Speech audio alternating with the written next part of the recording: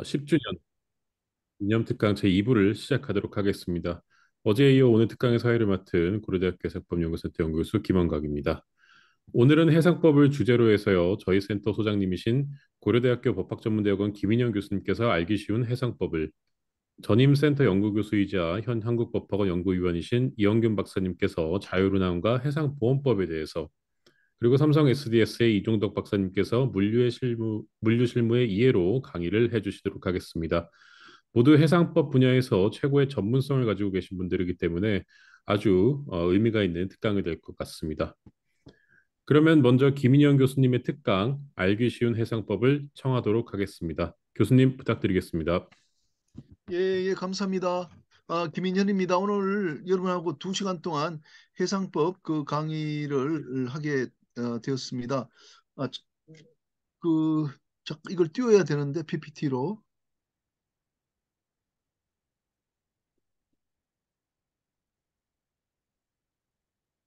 지금 PPT 우리 김원각 선생님 갖고 있지 않아요? 잠깐만요. 잠시만요. 네. 잠깐만요. 뭐 사인이 맞지 않은데.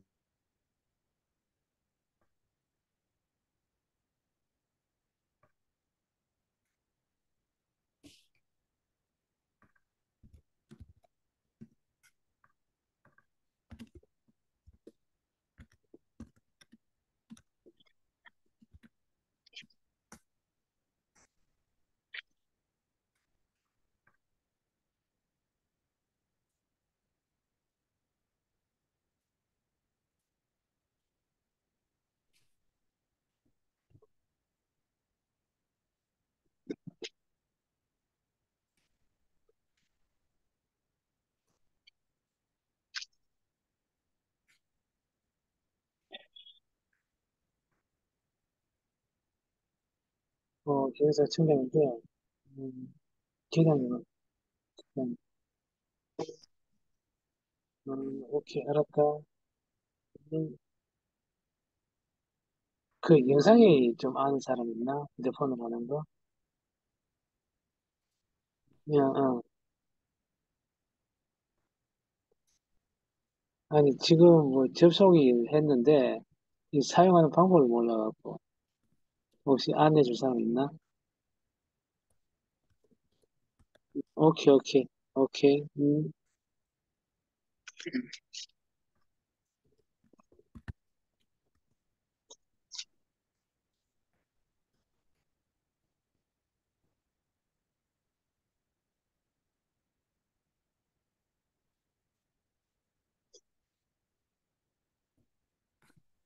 예, 다 보이시나요?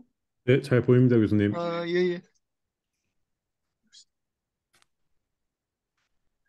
예, 제가 오늘 그 발표할 내용은 어, 한 8가지로 나눠서 이렇게 보기로 했습니다. 알기 쉬운 해상법이라고 좀 명칭을 붙였습니다. 해상법이라면 좀 딱딱하고 좀 알기 어려운 그런 이미지가 붙어 있는데 가능하면 쉽게 좀 설명을 대학 또는 뭐 법과대학에서 석박사 밟고 계신 분들만 들어와 있는 것이 아니기 때문에 좀 쉽게 한번 설명을 해보겠습니다. 한 50분하고 한 10분 쉬었다가 또 한 50분 정도 하는 식으로 하겠습니다. 예, 선박의 일생이라는 그 제목을 처음에 이제 달아봤습니다. 우리가 해상법의 적용 범위가 되는 선박은 일단 조선소에서 이제 건조가 되고 난 다음에 조선소에서 건조가 되고 난 다음에 이제 인도를 받고 인도 받은 선박에다가 이제 화물을 싣고 운송 할 때 생기는 여러 가지 그 이제 법률 관계를 다루는 법이 해상법이거든요. 그러다 보니까 이제 건조에서는 해상법이 적용되지 않고 그리고 이제 폐선을 위한 과정에 있는 배들은 또 해상법이 적용이 대상이 아닌 것이 되는 거죠. 그래서 뭐 선박이 건조 계약에서 출발하지만 해상법의 그 적용 범위는 그런 것이 아니라 그보다 훨씬 뒤에서 인도에서부터 이제 시작된다. 여러분 그렇게 보시면 될 것 같아요. 그래서 선박 소유자는 인도받은 선박을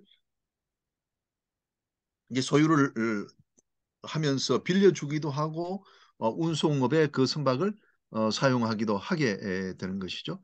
그래서 중간에 또 매각이 일어나기도 하고 어, 이런 과정에서 일어난 법률 관계는 모두 해상법의 적용 범위가 되는 겁니다. 그래서 한 20년 정도 되면은 이제 그 폐선이 되게 되는 거죠.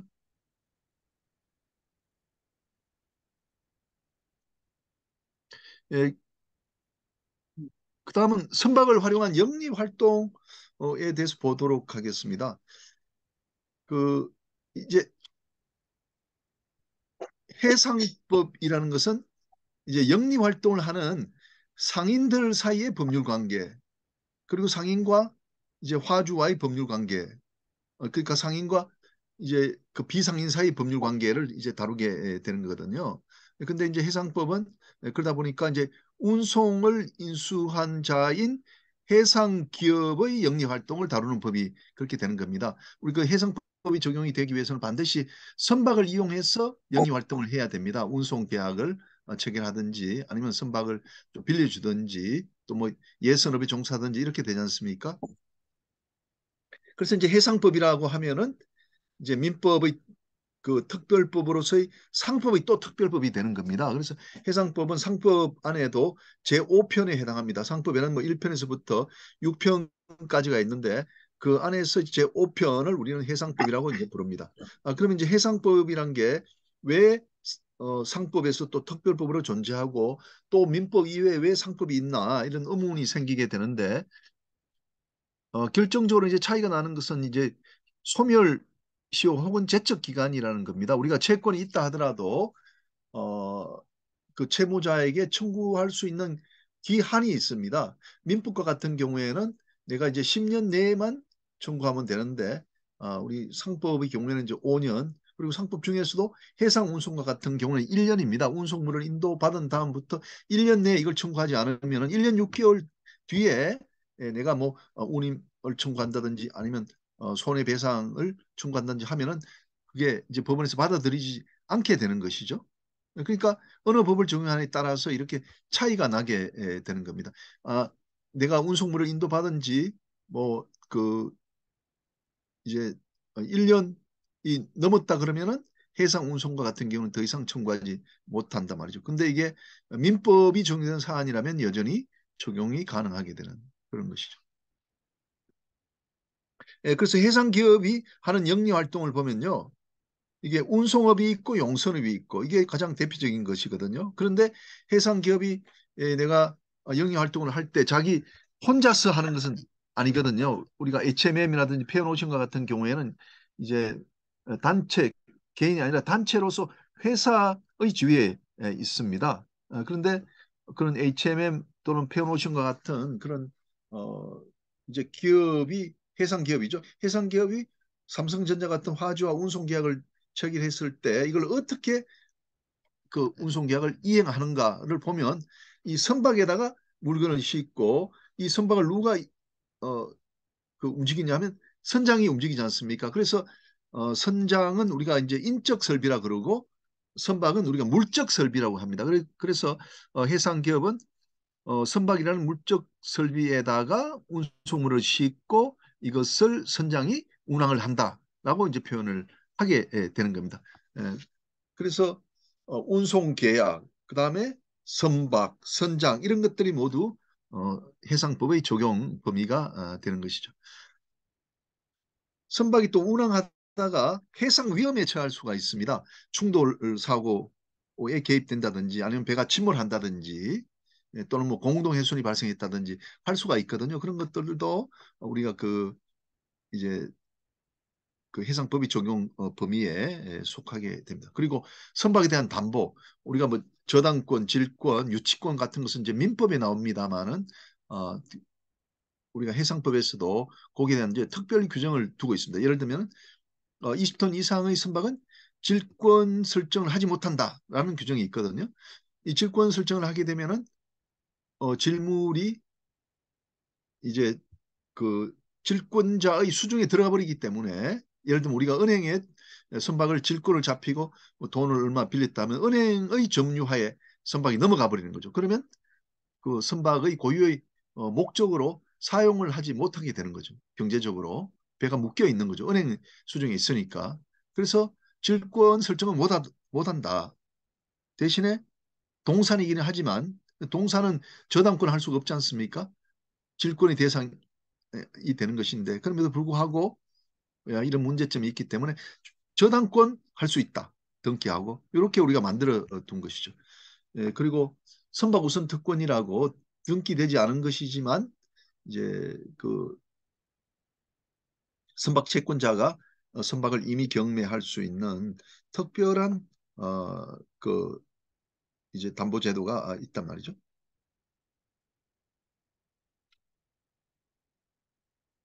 예, 그다음에 선박과 선원에 대해서 보겠습니다. 제가 아까 해상 기업은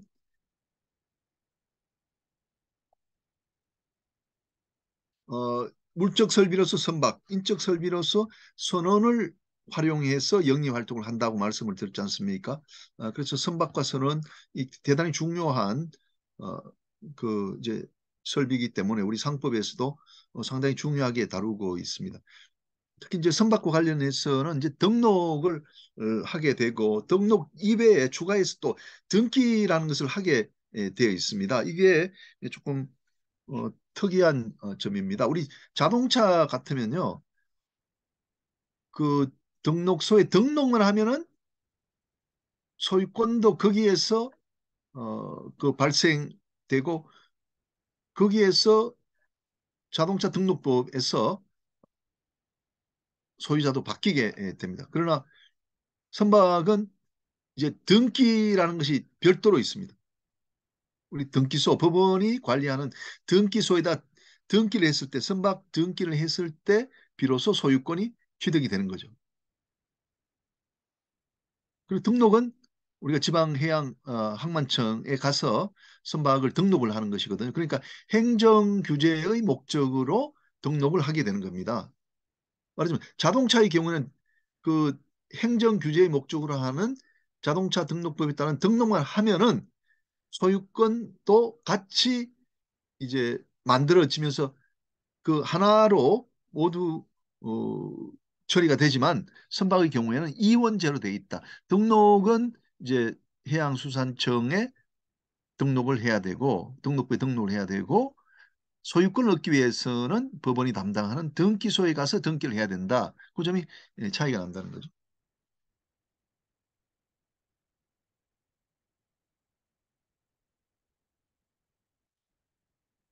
여기 오른쪽에 그 보이는 게 선박 국적 정서입니다. 자, 그다음에 편의 지적에 대한 설명을 좀 드리겠습니다. 어제 정우영 변호사님께서도 플래그 오브 컨비니언스 FOC 선박에 대한 말씀을 이제 많이 하셨고 저희들이 이제 학교 다닐 때 요 편의 지적은 이제 FOC라고 플래그 오브 컨비니언스로 불렀는데 그 이제 선박 금융하시는 분들은 요걸 이제 편의 지적 FOC라고 부르는 게 아니라 SPC라고 불러요. 스페셜 퍼포스 컴퍼니라고 이제 부릅니다. 말하자면 이제 금융의 시각에서 이제 특별 법인이다 이렇게 이제 그 보는 거죠. 이제 편의 지적이라는 거는 한국이나 일본, 뭐 미국의 이제 선주가 그 자기 국적국인 나라에 등록을 하는 것이 아니라 전혀 무관한 제3국에 등록을 하는 제도를 편의 지적 제도라고 이제 부릅니다. 예를 들면은 우리나라 같으면은 이제 등록을 해서 국적을 부여할 때, 즉 선적을 부여할 때 소유자에게만 허용을 해줍니다. 한국인이거나 한국 범인일 때 원칙적으로 등록이 허용되고 한국 국적을 취득하게 됩니다. 부산항에 등록했다든지 인천항에 등록하면 그러니까 한국의 소유자가 그게 한국 국적을 받게 되거든요. 근데 국제적으로 통용이 되는 그 연결점은 뭐냐면 소유나 선원이나 근조예요. 자기 나라 선원이 타고 있으면 자기 나라 국적을 줄 수가 있고 또 자기 나라에서 근조되면은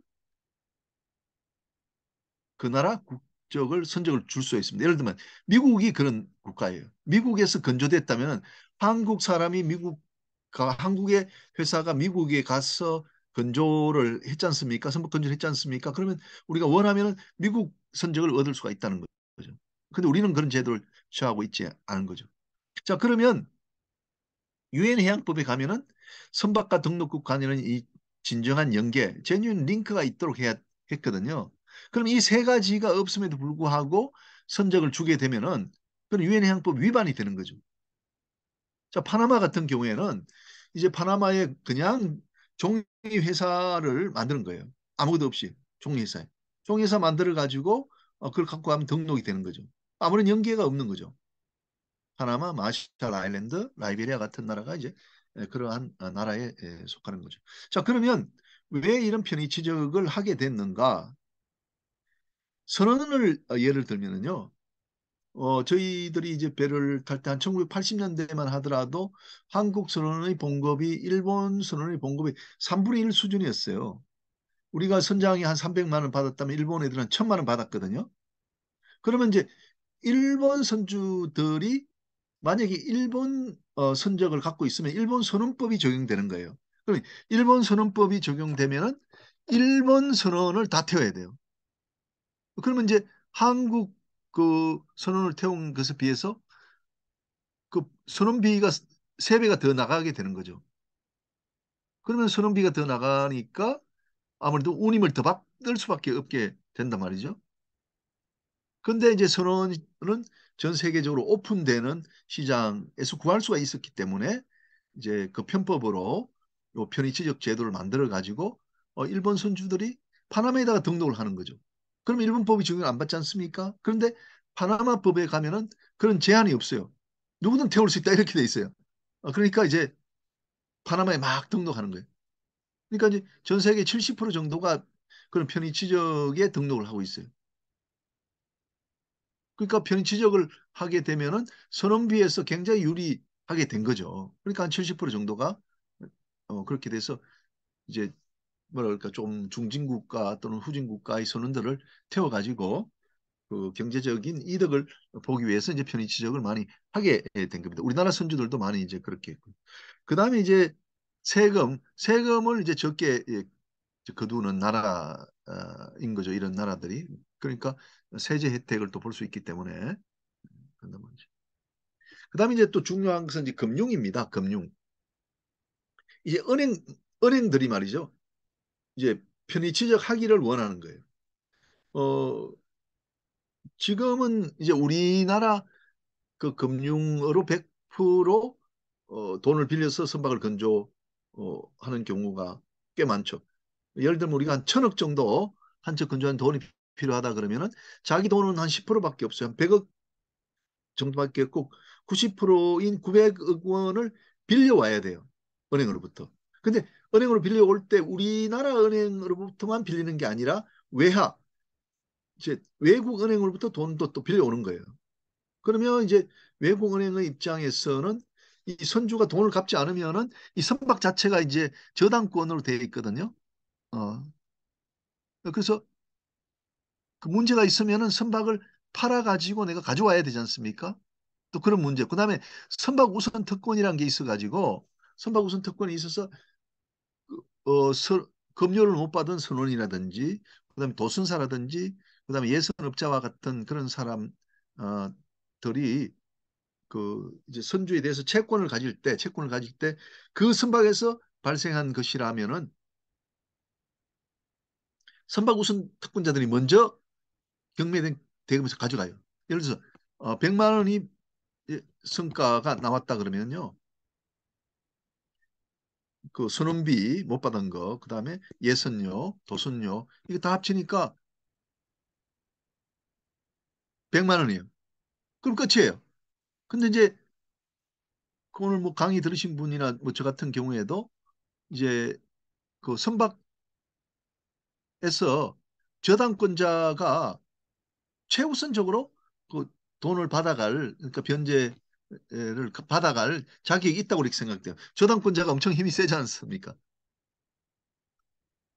그런데 선박 우선 특권에서는 우리나라의 경우에는 저당권자는 선박 우선 특권을 가지지 않는 거예요. 그러면 이제 미리 다 찾아가고 남으면 저당권자 가져가는 거예요. 그러니까 우리가 일반적으로 알고 있는 그 저당권자의 지위보다 굉장히 낮은 거예요.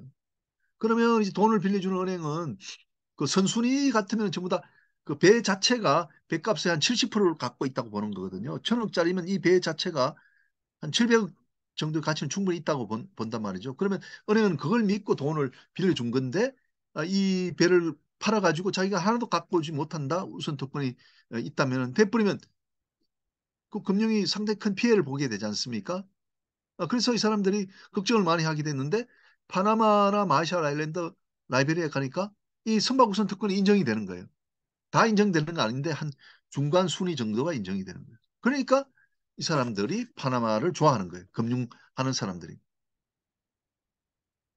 따라서 이 사람들이 이제 외화를 빌려주는 외국 은행들이 그 돈을 빌려줄 때 한국 등록하면 일본 등록하면 일본도 이제 우리나라랑 비슷하니까 우선 특권 안 된다. 그러면 우리한테 불리하기 때문에 파나마나 라이베리아, 마샬라인드 해라. 그래야 우리가 나중에 그 저당권을 행사할 수 있다. 이렇게 돼서 이제 SPC를 해외에 많이 만들게 이제 된 거죠. 근데 이제 편의 취직을 많이 하다 보면 자국 선대가 없어지지 않습니까? 자국 선대가. 그래서 상당한 그런 이제 뭐 정책적인 또뭐 채권자 보호에 문제가 있을 수가 있어요. 그래서 저 같은 경우도 가능하면 우리나라 깃발을 많이 달아야 되겠다. 우리가 이제 HMM 같은 경우에도요. 작년에 뭐 재작년에 20척 뭐 경기가 좋았죠. 뭐 만선해가지고 뭐 외국에 간다 이렇게 했을 때 여러분 그 배 뒤편에 국기를 안 비춰줬어요. 배 뒤편에 다는 국기는 전부 파나마 국기였기 때문에 우리 국민들의 그 혈세를 들여가지고 지은 배가 파나마에 등록돼 있다. 이건 어쩐지 석연치 않지 않습니까? 물론 이제 이런 좋은 제도가 있기는 하지만 그래서 이제 앞으로는 우리나라도 이제 그 편의 취적을 했을 때 이제 은행이 가지는 그런 좋은 점을 우리나라 어떤 특구에다가 이제 부여를 해서 우리도 이제 그 이제 국내에 말하자면 우리나라에 등록을 하는 배들이 많아지기를 희망을 합니다.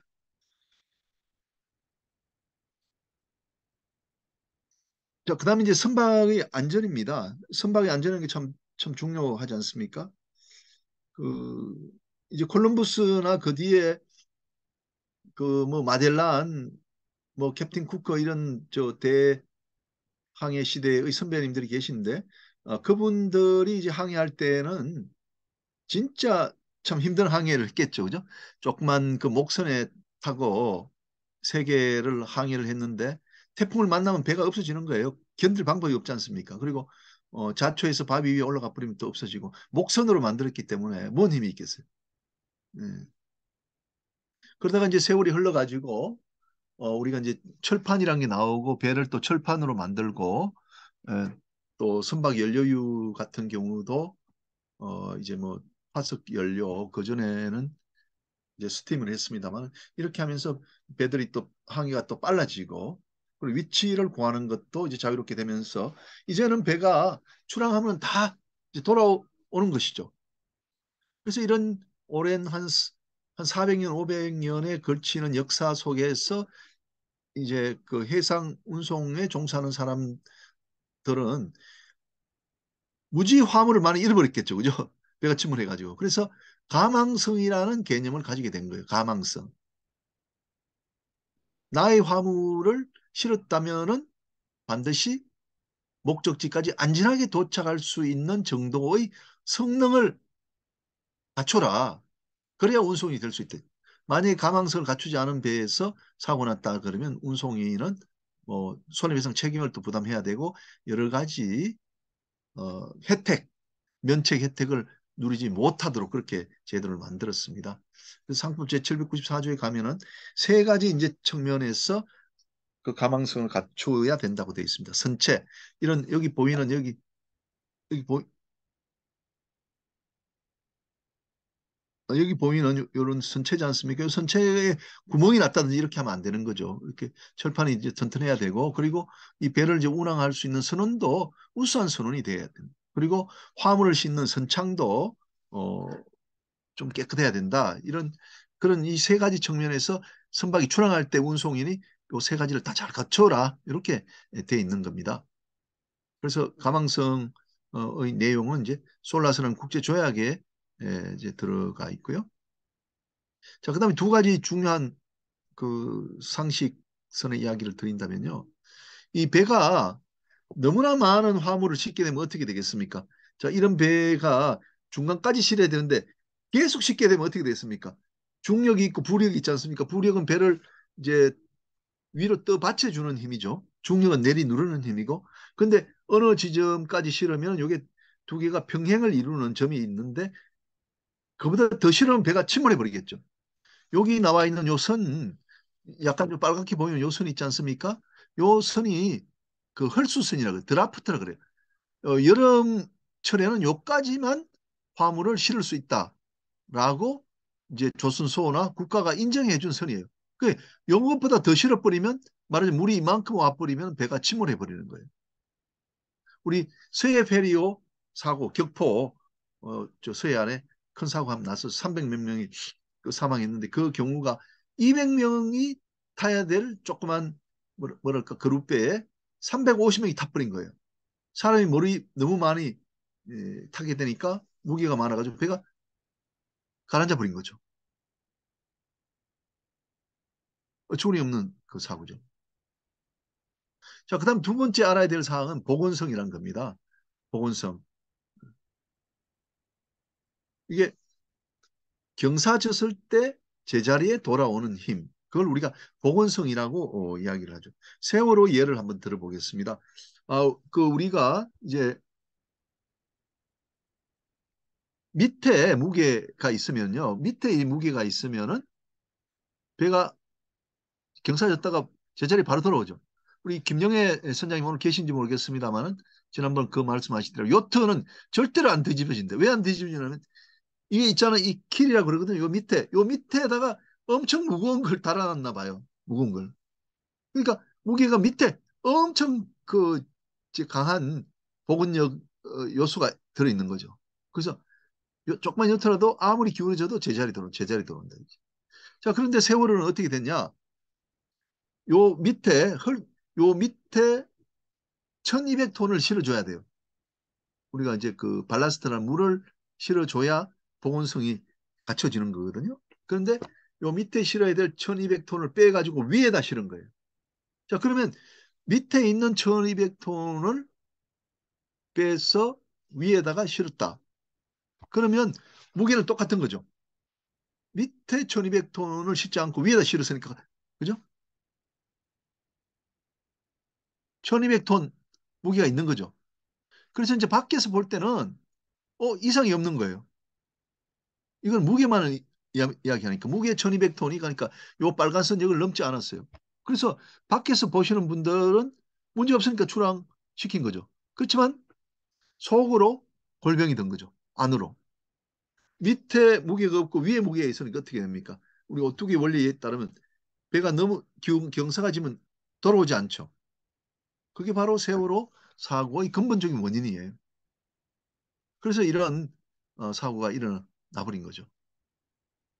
그래서 보건성 있는 게 대단히 중요하다. 대단히 중요해. 출항하기 전에 반드시 충분한 보건성을 갖춰야 된다. 우리가 보통 뭐 보건 그 GM이 뭐 1m다 이런 이야기들을 하거든요. 자, 그래서 이런 가망성을 갖추도록 정부가 이제 그 자국에 등록된 선박에게 의무를 부과했고 또 정부가 이제 검사를 해가지고 뭐 검사 정서를 발행하기도 하는데 그 검사를 대행해주는 그런 단체로서 성급협회 클래시피케이션 소사이티라는 것이 전 세계적으로 있습니다. 자, 그다음에 선원에 대해서 한번 보도록 하겠습니다. 선원은 이제 해운업을 위한 인적 설비지 않습니까? 그리고 우수한 선원이 생성해야 이 가망성이 있다라고 봅니다. 아까 제가 이제 가망성 확보에서 선체, 선원, 선창 이렇게 했지 않습니까? 그러면 세월호 선장이 아까 제가 말씀드린 보건성의 개념을 몰랐다.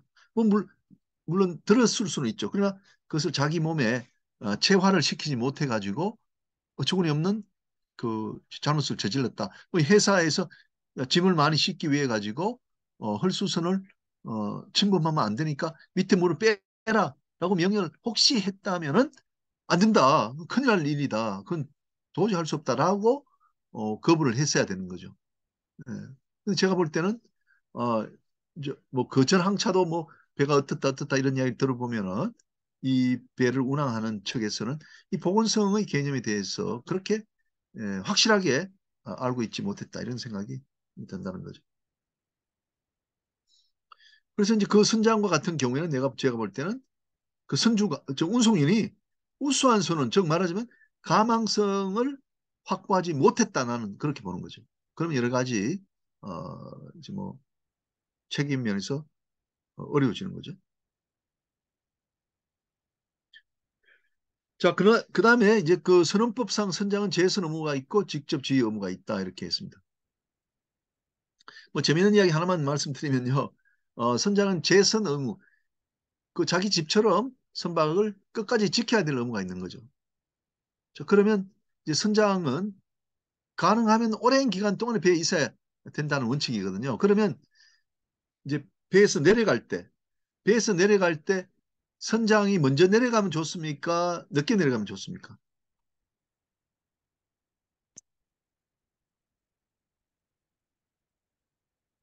어떻게 해야 되겠습니까? 잘 모르고 어, 선장님 빨리 내려가십시오 하고 막 해버려. 그럼 어떻게 될까? 김두현 항해사 계세요? 예, 교수님, 김대랑 그렇게 하면 돼. 회사입니다. 그렇게 하면 돼요, 안 돼요? 선장 보고 절대 안, 먼저 내려가라 하면 돼요, 안 돼요? 절대 안 됩니다. 절대 안 되죠, 그죠? 네, 맞습니다. 선장 보고 먼저 내려가면 선장이 먼저 내려가 버리면 배에 있을 시간이 짧아져 버리잖아요. 반대로 뭐, 배 탈 때는 어떻게 해야 되겠습니까? 상륙 갔다가 탈 때는 선장이 먼저 타야 되겠죠. 그죠? 네, 선장이 맞습니다. 먼저 타야 이제 배에 있는 시간이 길어지지 않습니까? 그래서 여러분도 혹시 뭐 배에 올라갔을 때 선장하고 같이 내려가는데 선장 보고 먼저 내리십시오 하는 것은 결례가 되는 거다. 그리고 이제 선장은 선조의 대리인이다. 이게 이제 중요한 의미를 이제 그 갖는 건데, 요거 제가 뭐 조금 설명을 드리겠습니다. 대리의 개념이거든요.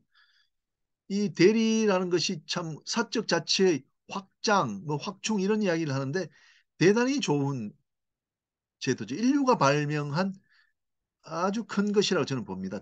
에이전시거든요.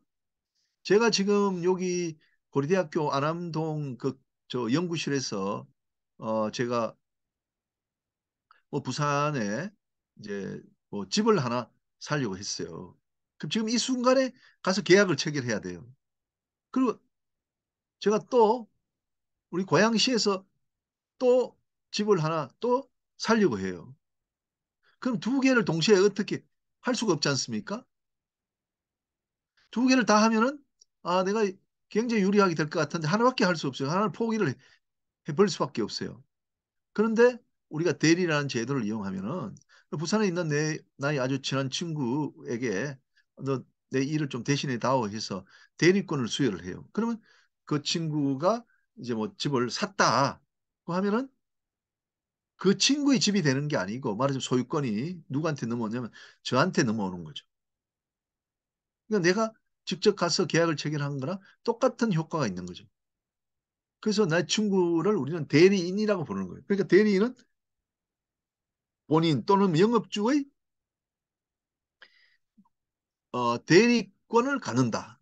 그러니까 어떤 법률 행위를 대신하고 그 효과는 본인에게 말하자면 영업주에게 귀속되게 돌아가게 하는 제도가 바로 대리제도죠. 그러니까 이 콜럼부스가 이제 그 스페인을 떠날 때 여왕이 콜럼부스가 떠나서 통신이 안 될 것이기 때문에 1년, 2년 있다가 이 사람이 뭐 돌아올 것이기 때문에 대리권을 부여하는 거죠.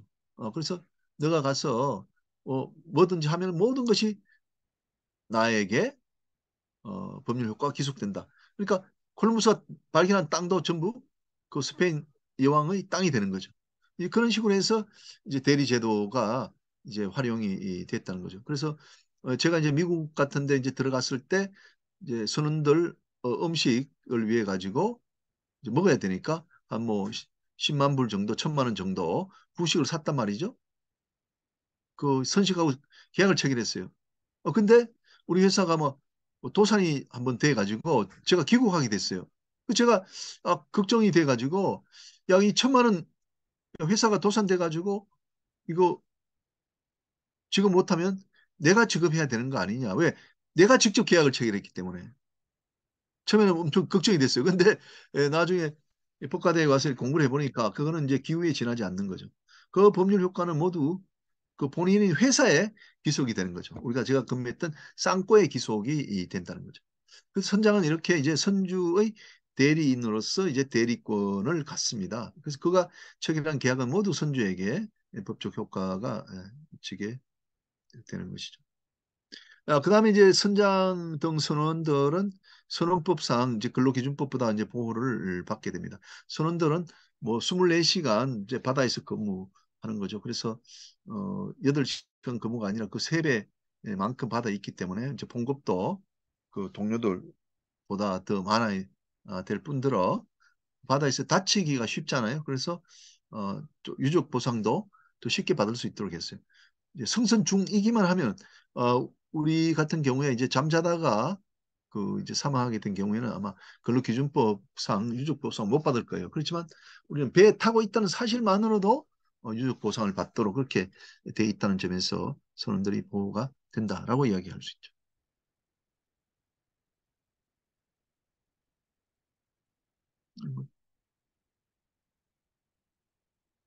자, 그다음에 이제 운항과 영업으로 넘어가 보도록 하겠습니다. 우리 해상법의 본질적인 내용이라고 볼 수 있습니다. 그런데 이제 여러분들 이 해상법이 어렵게 느껴지는 것은요. 운송인과 소유자의 개념이 헷갈려서 그래요. 예. 선박 소유자라는 말도 있고 운송이라는 말도 있어요. 소유자 운송. 이게 도대체 뭔가 되게 헷갈려요. 그래서 뭐 법전이라든 책을 볼 때는 이 부분을 우리가 분명히 모르지 않는 한은 대단히 이제 혼란이 많이 오게 됩니다. 그래서 제가 수업할 때 우리 학생들한테도 이 부분을 이제 되게 강조를 합니다만은 해상기업, 펜오션, H&M, 고리해운, 테크마린 과 같은 회사들은 두 가지 영업 방법이 있는데 첫 번째는 운송이고 두 번째는 용선이거든요. 용선은 배를 빌려주는 겁니다. 임대차 하는 거죠. 건물을 임대차 해주고 거기에 대한 사용료를 받는 것이거든요. 그다음에 운송이란 것은 운송 계약을 체결해서 운송을 해주고 나면 운임 받으니까 그걸 이야기를 하는 거다 말이죠. 그러니까 운송과 용선 영업의 방법을 한다. 그런데 내가 운송인이 됐는데 네 배일 수가 있고 네 배가 아닌 배가 있을 수 있어요. 제가 이제 운송이 됐는데 제가 소유하고 있는 배를 이용해서 운송에 종사하는 경우도 있고 이 배를 HMM으로부터 빌렸어요. 빌려가지고 요 배에다가 운송물을 싣는 경우가 있어요. 그러니까 두 가지는 다르다는 거죠. 그러니까 소유에서 출발하기는 하지만 이 소유자가 자기가 운송인이 되는 경우도 있어요. 그러니까 내가 운송 계약을 체결했는데 네 배를 가지고 운송하게 되면 소유자면서 즉 운송에 사용된 배에 대해서 운송인이 소유자지 않습니까? 소유자면서 운송 계약이 체결돼서 운송인이 되는 경우가 있는 거죠. 네? 자, 다시 한 번 말씀드리면 자, 펜오션이 동방유랑과 운송 계약을 체결했는데 펜오션 자기가 소유하고 있는 배를 가지고 운송을 했어요. 자, 그런 경우에는 어떻게 됩니까? 그런 경우에는 이게 동방유량의 뭐 옥수수가 뭐 중간에 파손이 돼버렸어. 그러면 동방유량이 이 펜오션에 대해서 손해배상 청구를 하는데 이 배에 대해서 가압류나 강제 집행을 할 수 있는 거예요. 왜? 채무자인 펜오션의 소유이기 때문에. 우리가 이제 강제 집행이나 가압류는 채무자의 소유의 재산에 대해서만 할 수 있는 거거든요. 자, 그다음에 두 번째. 두 번째는 내가 운송인이긴 한데 이걸 배를 빌린 거예요. 자, 내가 펜오션인데 이 배를 HMM으로부터 빌렸어요. 자, 마찬가지로 동방유량이 운송물이 손상이 났기 때문에 내가 이제 뭐 그 채권을 확보하기 위해 가지고 이 배를 가압류하거나 강제 집행을 하려고 했단 말이에요. 그럼 어떻게 됐습니까? 펜오션 뭐라 하냐면, 야, 그 배는 내가 소유하고 있는 배가 아니다. 말하자면 채무자의 재산이 아니기 때문에 가압류가 안 돼요. 강제 집행이 안 돼요. 그런 점에서 이제 큰 차이가 나는 거죠. 그러니까 우리가 화주의 입장에서는 똑같은 운송이네요. 운송 계약, 나 우님 해줄게요. 우님 얼마 주세요. 하지만 실상을 들어가 보면은 어떤 운송인은 그 운송인이 소유하고 있는 물건을 가지고 운송해 주는 경우도 있고, 어떤 경우에는 빌려 가지고 있는 경우가 있다. 그럼 어느 경우가 더 유리하겠습니까? 화주의 입장에서 볼 때. 화주의 입장에서 볼 때는 가압류나 강제 집행이 가능한 배가 유리하겠죠. 펜오션이 자기 배를 가지고 운송할 때가 유리한 거예요. 외국 운송인을 예를 한번 들어볼까요? 예를 들어서 덴마크, 머스크가 지금 운송인이 된 거예요. 여러분들 이제 그 화주가 머스크하고 운송 계약을 체결했어요. 자, 그러면 머스크가 우리한테 손해를 뭐 100억을 끼쳤다. 화물이 손상이 났다. 그러면 소송을 통해 가지고 이 100억을 받아야 되는 거예요. 근데 뭐 운송인들이 호락호락 자기의 책임을 인정하지 않고 하잖아요. 그럼 법원으로 가야 되거든요. 그럼 어떻게 하느냐? 이게 원래는 채무자의 주소지에 가야 돼요. 그 머스크의 본사가 이제 그 덴마크에 있다고 한다면, 우리나라에 뭐 그런 게 없다 한다면 덴마크에 가야 돼요. 그럼 덴마크 가는 게 이게 얼마나 힘들겠어요. 비행기 타고 가는 것도 시간도 많이 걸리고 남은 나라 가가지고 채무자의 주소지에 가서 소송을 제기해야 되는 거죠. 그렇게 하기보다는 이 머스크의 배가 한국에 와 있을 때 이걸 가압류해 버리면은 이 배가 이제 잡혀가지고 꼼짝을 못 하니까 뭐 보증장을, 내가 이제 앞으로 책임을 지게 되면은 당신한테 손해를 해주겠습니다 하는 취지의 이거 보증장을 끊어주거든요. 그렇게 되면 엄청 유리하게 되잖아요, 소송에서. 그죠? 어. 그래서 이제 외국 배가 이제 외국 화주의 운송을 해주는 경우가 많기 때문에 해상법에서 지금 이와 같은 논의가 대단히 중요한 거죠. 어느 나라든지 그 이제 화주의 상대방이 외국 운송인이 되는 경우가 많기 때문에. 근데 외국 운송인 중에서 자기가 소유하고 있는 배를 가지고 운송하면은 이제 이런 가압류가 항내 자체에서, 우리나라 항내 자체에서 일어나기 때문에 제일 유리한 입장인데, 우리가 그런 거 따지지 않고 하잖아요. 따지지 않고. 저도 조금은 의문이 들어요. 그래서 이제 소유자가 100% 운송이 되는 거 아니에요. 그죠? 선박을 소유하고 있는 사람이 이런 배를 빌려줘갖고 자기는 운송 전혀 안 하는 사람이 있어요. 우리가 뭐 제가 여러분 강조하는 선주업 같은 경우도 자기가 전혀 운송인 안 하는 거죠. 그리고 운송인이라고 해서 100% 소유자인 것은 아니에요. 말하자면 운송인이라고 해서 자기가 소유하는 배를 가지고 운송하는 거 아니에요. 이게 이제 크게 확대가 되면서 우리 이자 물류회사 또는 포워더와 같은 경우는 아예 물적 그 자산이 없지 않습니까? 전혀 자기 재산이 없는데도 운송 계약을 따 가지고 이걸 이제 선박회사들에게 넘겨주는 역할을 하는 거죠.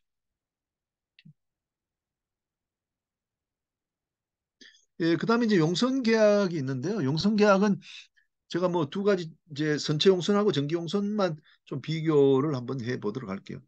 그 선체용선은 이제 과거에는 이름이 나용선이라 그랬어요. 베얼보트 차트 파티라고 불렀어요. 그러다가 최근에는 이름을 이제 선체용선으로 바꿨습니다. 근데 여기서 이제 나 할 때 나는 이제 베어라고 돼 있잖아요. 벌거벗은이라는 뜻이에요. 그러니까 뭘 벌거벗었냐? 껍데기만 있다 이런 말이에요. 껍데기만. 그러니까 소유자가 배를 빌려줄 때 껍데기만 빌려주는 거예요. 그러면 어떻게 됩니까? 배를 빌리간 용선자, 즉 나용선자, 선체용선자는 우리가 아까도 이야기했지만 그 영리 활동을 하기 위해서는 물적 설비와 일적 설비가 같이 있어야 된다 했잖아요. 그리고 지금은 뭡니까? 물적 설비만 내가 가져온 거예요. 용선자가. 그러니까 인적 설비가 필요한 거죠. 선장이 필요한 거. 그럼 어떻게 해야 되겠습니까? 계약 자체가 선박만 보내주기로 돼 있기 때문에 선체 용선자, 나용선자가 자기 선원을 채용해야 되겠죠. 자기 선언. 그게 이제 나용선의 특질이에요. 가장 중요한 특질이에요. 그럼 어떻게 되겠습니까? 충돌 사고가 났어. 항해하다가 충돌 사고 나가지고 이 배가 뭐 침몰해 버려갖고 이쪽에서 손해배상 청구를 했어요. 그러면 이, 이 배가 그 HMM의 소유였는데 배를 빌려서 나용선한 자는 펜오션이라고 한다면은 누가 불법행위 책임을 져야 되느냐? 선박 충돌의 상대방에 대해서 피해자에게 누가 책임을 져야 되느냐? 우리가 보통 보면 소유자가 책임지는 게 아니냐, 소유자가. 이렇게 하지만 이런 경우에는 우리가 이제 민법에서 사용자 책임이라는 걸 부과를 시켰어요. 사용자. 그건 뭐냐면 불법 행위자의 사용자가 책임을 진다 이런 말이에요. 그럼 이 경우에 선장이 불법 행위를 했고 선장은 누구에 의해서 선임, 관리, 감독되느냐 하면 나용선자인 펜오션에 의해서 관리, 감독을 당하는 거죠. 그러면 펜오션이 사용자가 되고 선장은 피용자가 되는 거예요. 그러면 사용자가 책임을 지라라고 돼 있단 말이죠. 민법 756조. 그래서 나용선자가 책임을 지는 거죠. 소유자가 지는 게 아니다 말이죠. 자, 전기용선을 한번 봅니다. 전기용선. 전기용선은 좀 영어로는 이제 타임 차트 파티인데 뭐 번역을 하다 보니까 전기 이렇게 돼 있기 때문에 이 전기선 비슷한 느낌이 들어요. 그러니까 출항과 이제 도착이 일정하다 그런 취지가 아니고 여기서는 전기라는 말은 일정한 기간 동안에 배를 빌린다 이런 말이에요. 그러니까 우리 최이식 교수님 같은 경우는 이걸 전기용선이라 하지 않고 기간, 기간용선이라고 이제 말씀하는데 그게 더 합리적일 수 있죠. 그렇지만 지금 현재 이제 굳어 있는 법전상의 용어가 전기라고 되어 있기 때문에 뭐 전기용선으로 이렇게 하도록 하겠습니다. 그러면 전기용선의 특질은 뭔가? 이제 인적 설비인 선장과 선박을 모두 갖춘 선박을 용선자가 빌리는 거예요. 그러니까 내가 펜오션인데 HMM의 소유면서 HMM이 채용한 관리한 그 선원을 같이 붙여갖고 내가 빌려오는 거예요. 이런 경우 상당히 많죠. 그러니까 이제 전기용선자가 이제 그 선박을 관리할 수 있는 능력이 없는 경우에 이런 용선이 이제 많이 일어나게 되는데 보통 우리 보면 왜 차트링 브로커 있잖아요. 브로커들이 이제 이런 전기용선을 많이 하죠. 경기가 좋을 때는 전기용선에서 이 배를 가지고 이제 영리 활동을 많이 하는 거죠. 자, 그렇기 때문에 전기용선의 경우에 선장 이하 선원은 자기 사람이 아니에요. 용선자의 사람이 아니고 선박 소유자의 사람이에요. 자, 그러면 아까와 똑같이 충돌 사고가 났을 때 누가 책임의 주체가 되는가? 이때는 이제 선박 소유자가 되는 거예요. 왜? 전기용선자는 이 선을 아무런 관련이 없기 때문에. 그러니까 사용자 책임을 지는 자는 선박 소유자가 된다는 거죠.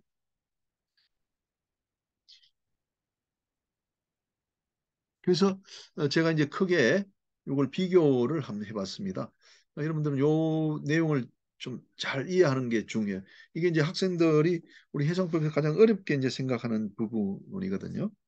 자, 선체용선은 선박을 이제 운송에 사용한다는 점에서 그 전기용선과 똑같지 않습니까? 그런데 선체용선은 용선자 입장에서 선박만 빌려 오는 것이고요. 전기용선의 경우는 선박하고 선장을 동시에 빌려오게 됩니다.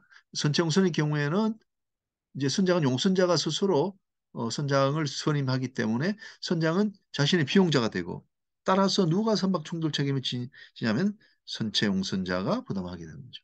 그다음 전기용선의 경우에는 이미 선장이 따라붙은 지정된 선박을 빌려오기 때문에 누가 책임의 주체가 되느냐면 이제 그 선장이 이미 선박 소유자의 피용자이기 때문에 선박 충돌 책임은 선박 소유자가 이제 부담을 하게 되는 것이다.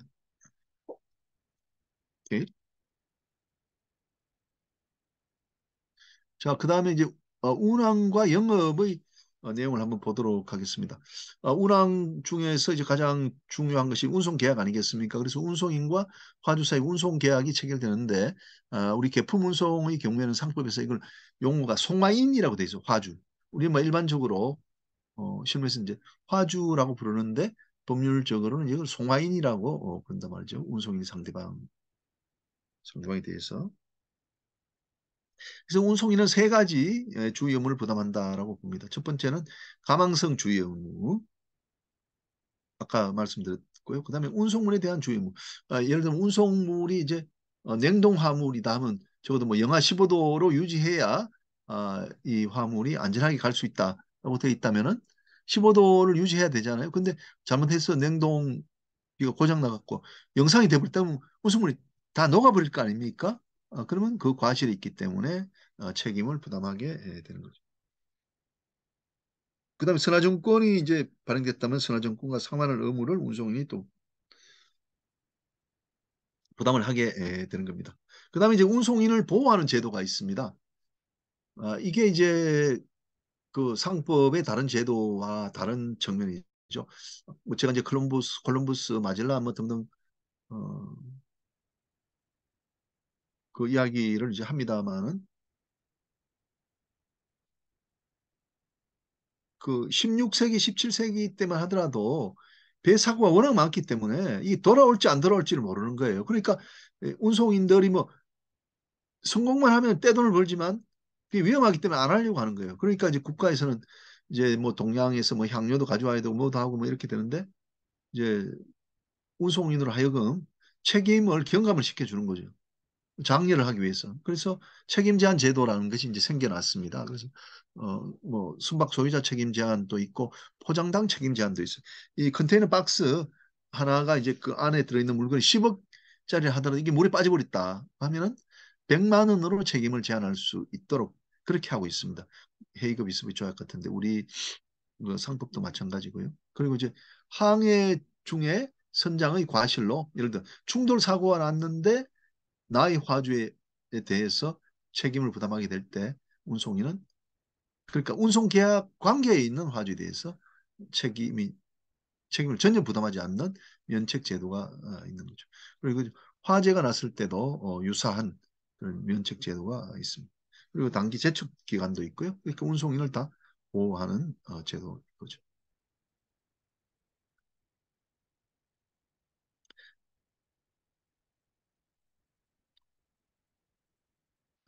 예, 그다음에 이제 운송인은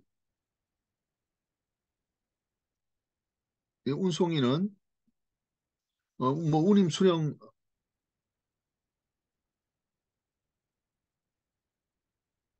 운임 수령 권리인데 제가 잘못 썼네요. 운임을 수령할 권리가 있을 거고. 그다음에 비로블레이딩 선화증권이라는 게 있습니다. 이 선화증권이라는 게 참 편리하면서도 또 어떤 경우에는 많은 사고를 야기하기도 합니다. 여러분들 개품 운송의 경우에 컨테이너 운송과 같은 경우는 이제 컨테이너 박스 하나하나에 대한 운송을 약속한 것이거든요. 그래서 그 개품 운송의 경우에는 이제 운송 계약서가 발행되지 않습니다.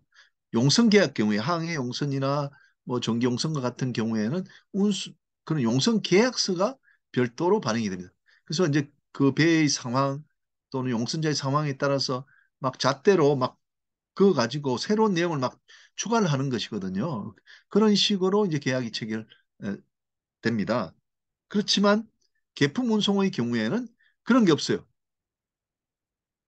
운송 계약서가 별도로 작성되는 것이 아니라 이 선화증권 비러블 레이딩이 그냥 발행이 돼요.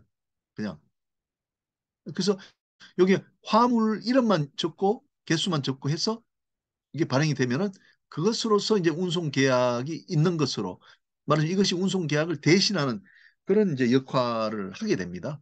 선화증권. 그래서 선화증권은 요 안에 이제 몇 톤 실었다는 것이 적히기 때문에 운송물 수령증으로서의 기능도 하고 그다음에 운송 계약서를 대신하는 기능도 한다. 그리고 이제 이 안에는 이제 운송물 인도 청구권을 표창한다. 그러니까 유가증권이라고 부르는 거죠. 유가 여기서 이제 가치가 있다는 것은 왜 가치가 있다고 표현하냐면 이 선화증권을 들고 있는 사람이 운송인한테 가면은 운송물을 받을 수 있는 권리가 있기 때문에 즉 운송물 인도 청구권이 이 안에 표창이 돼 있기 때문에 가치가 있는 거죠. 그래서 유가 증권이다라고 보는 거죠. 제가 이제 주로 이런 설명합니다. 왜 선화증권이 왜 필요하냐? 예를 들면 지금 삼성전자가 이제 운송물을 이제 수출을 하는 거죠. 부산에서부터 뭐 LA까지 이제 실어준다 이거죠. 이제 팔았다 이거죠. 그런데 그걸 이제 HMM이 실어 나르고 있다. 그러니까 운송인은 여기 HMM이고 삼성전자의 노트북이 실려서 바다 위에서 지금 운항을 하고 있는 거예요. 이동되어 있어요. 그런데 이것을 LG전자가 자기가 샀다. 사려고 한다 이거죠.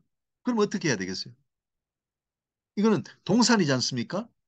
노트북은 동산이잖아요. 근데 우리 법, 뭐 다른 나라 법도 마찬가지인데 동산의 경우에는 점유의 이전이 있어야 소유권이 넘어가요. 우리가 돈을 뭐 하나에 100만 원 줬다고 하더라도 점유가 이전 안 된 이상은요.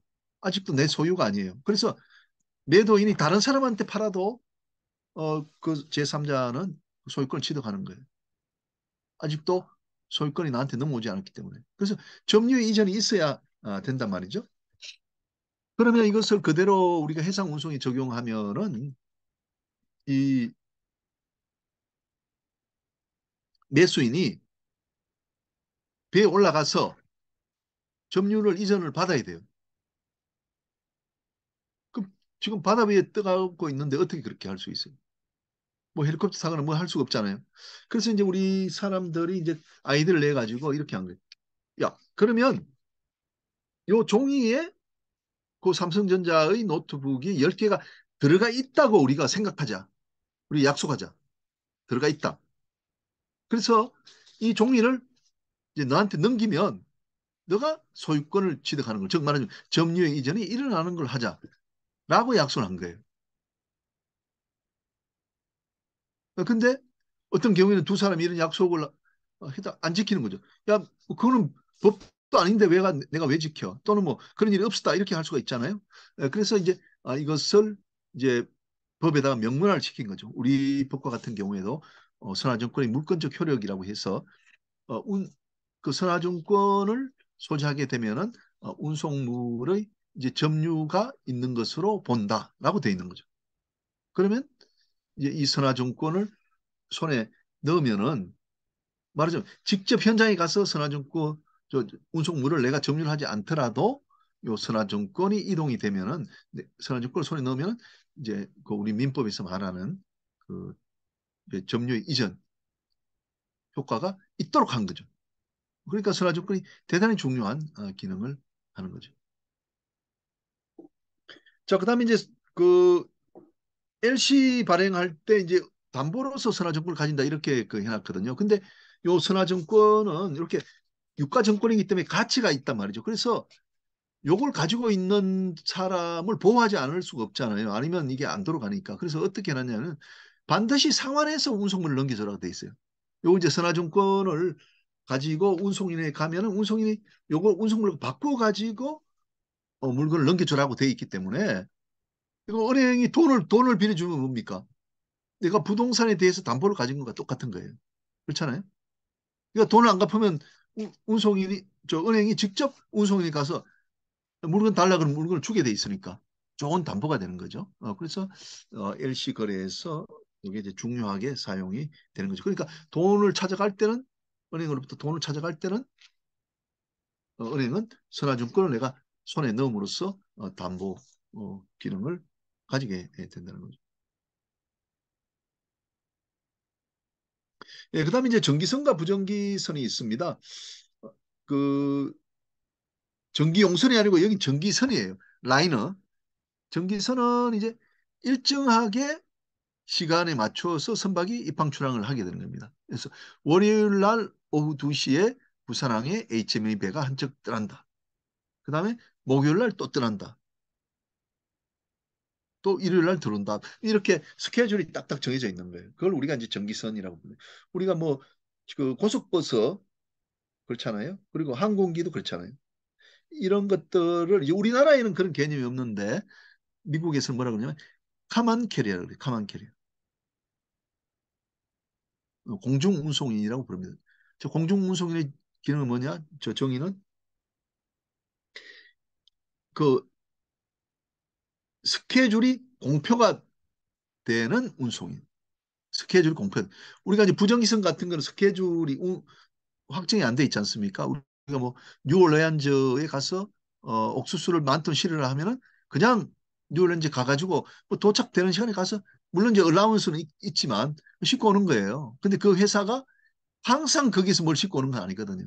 그러나 전기선의 경우에는 매주 월요일 날 출발해서 뭐 일요일 날 도착하는 그런 스케줄을 가지고 있는 거죠. 이걸 우리가 이제 전기선이라고 부른다. 전기선의 대표적인 건 이제 컨테이너 운송이지 않습니까? 네, 그런데 컨테이너 운송은 그 대규모 자본이 필요합니다. 대규모 자본이. 자본 집약적이죠. 여러분들 그 2020년경에 HMM이 배를 20척 발주한 사실을 아실 거예요. 왜 하필 20척이냐? 저도 궁금해 물어봤더니 태평양 항로에 8척, 유럽 가는데 12척이 필요해서 세트로 그렇게 건조를 했습니다. 이렇게 이야기하더라고요. 그래서 내가 이제 곰곰이 생각을 해봤어요. 왜 8척이 필요하냐? 여기도 써놨습니다만은 우리가 자 일주일에 2번은 출항해야 말이 되거든요. 그러면 오늘 출항한 배가 다시 돌아올 때까지 시간이 얼마 걸리냐면 한 달 걸린다고 보면 돼요. 배가 이제 떠나서 미국 도착하는데 한, 한 12일쯤 걸릴 거예요. 그럼 돌아오는데 12일 하면 24일이잖아요. 그러면 화물을 싣고 화물을 풀어주고 하는데 며칠 걸리고 하면 딱 한 달이잖아요. 그러면 한 달 만에 이 배가 돌아오는 거예요. 그러니까 우리가 오늘 8월 31일 날 떠난 배는 9월 30일 날 돌아오는 거예요. 그럼 이걸 갖다가 일주일에 2척씩을 넣어야 되잖아요. 그게 4주잖아요. 그러면 몇 척이 필요해요? 8척이 필요한 거죠. 그죠? 근데 이제 유럽은 항해가 또 좀 길겠죠. 10일이 아니라 20일쯤 될 거예요. 그러니까 이제 한 달 만에 들어온 게 아니라 한 달 반 만에 이게 떠났던 배가 돌아온단 말이죠. 그러면 계산하면 한 12척이 필요할 거예요. 그렇기 때문에 야, 이거 전기선을 한다면은 배 한 척 가지고 우리가 부전기선 할 때는요. 배 한 척 가지고도 선주라 그래요. 한 척 가지고 우승할 수 있는데 이 전기선을 한다 그러면 뭐 최소한 세트로 8척, 12척이 필요한 거죠. 그러니까 대단히 자본이 많이 들고 또 국제 경쟁이 치열하기 때문에 각국은 또 이것이 이제 수출과 연결이 돼 있잖아요. 그래서 각국은 이 전기선을 보호하기 위해서 많은 제도들을 이제 가지고 있죠. 자, 그다음에 이제 물류업과 이제 해운업입니다. 그 이제 뭐 1980년대나 90년대 이제 대학에서 해상법을 공부한 분들은 이런 개념이 없었어요. 새롭게 생겨난 개념이에요. 뭐 어떤 분들은 지금 이 방에 들어와신 분들이 거의 다 뭐 이 내용을 아시는 분들도 있겠지만 우리 해상법의 관점에서는 전혀 새로운 개념이에요. 우리가 이제 상품의 흐름을 이제 전체적으로 본다면은 수출자의 공장에서부터 수입자의 공장까지 이게 그 물건이 움직여지거든요. 만들어져 가지고. 근데 이제 제가 배운 해상법은 바다에서 바다까지 말하자면 부두에서 부두까지의 그 운송을 다루는 게 해상법이었거든요. 근데 이제 지금은 수출자의 공장에서 수출자의 공장까지를 그 물류의 흐름을 인수하는 거예요. 과거에는 항구에서 항구까지 해상 운송 계약을 인수를 하다가 지금은 이제 수출자의 공장에서부터 수입자의 공장까지를 내가 모두 책임져 주겠다는 그런 상인이 나타나게 된 거죠. 그런 상인을 우리가 종합물류업자 또는 종합물류인이라고 부릅니다. 그 계약을 종합물류계약이라고 부릅니다. 이 수출자의 공장에서 이제 나오는 물건들은 배에 실릴 때까지 여러 과정을 더 거치는 겁니다. 포장을 해야 되잖아요. 포장. 그리고 라벨을 또 붙여야 돼요. 라벨. 그리고 통관을 또 해야 돼요. 그리고 뭐 창고에 보관을 또 며칠 해야 될 수가 있어요. 그 다음에 이제 육상 운송 거쳐서 해상 운송하고 이렇게 되지 않습니까? 과거에는 이 화주가 수출자가 그 계약을 뭐 4번, 5번 따로따로 해야 됐어요. 라벨링 하는 사람 계약, 또 해상 운송인 창고업자 따로 이렇게 했지만 이제는 한 사람이 나한테만 맡기면 내가 다 처리해 줄게 하는 거죠. 종합물류. 예, 그래서 종합물류업자가 이 정부를 인수받아 가지고 해상 운송 구간에 대해서만 따로 하청을 주는 거죠. 하청. 그러니까 이런 종합물류업이 생겨나면서 해상 운송업자의 지위는 많이 약화됐다라고 볼 수 있는 거죠. 본 계약은 이 종합물류업자가 따는 거죠. 거의 뭐 포워더일 수도 있지만 따가지고 해상 운송인에게 이제 떼어주는 거죠. 그래서 이제 LX 판토스, 삼성 SDS, 현대글로비스, CJ 대한통운이 대표적인 이제 종합물류 회사입니다. 우리나라에. 근데 세계적으로도 이제 아마존이라든지 QN 나겔, 그다음에 에, D, DHL, 그다음에 DSV 같은 이제 물류 회사들이 있습니다. 그다음에 일본의 NYK와 같은 그 이제 전기선사도 이제 그 NYK 로지스틱스라는 그런 이제 자회사를 가지고 있죠. 그다음에 머스크는 대표적인 이제 해상 운송 사업자지만 담코라는 이제 물류 자회사를 또 가지고 있습니다. 이제 최근에 들어가지고 이제 작년부터 조금 뭐라 그럴까 그 영업 방법이 좀 바뀌었어요.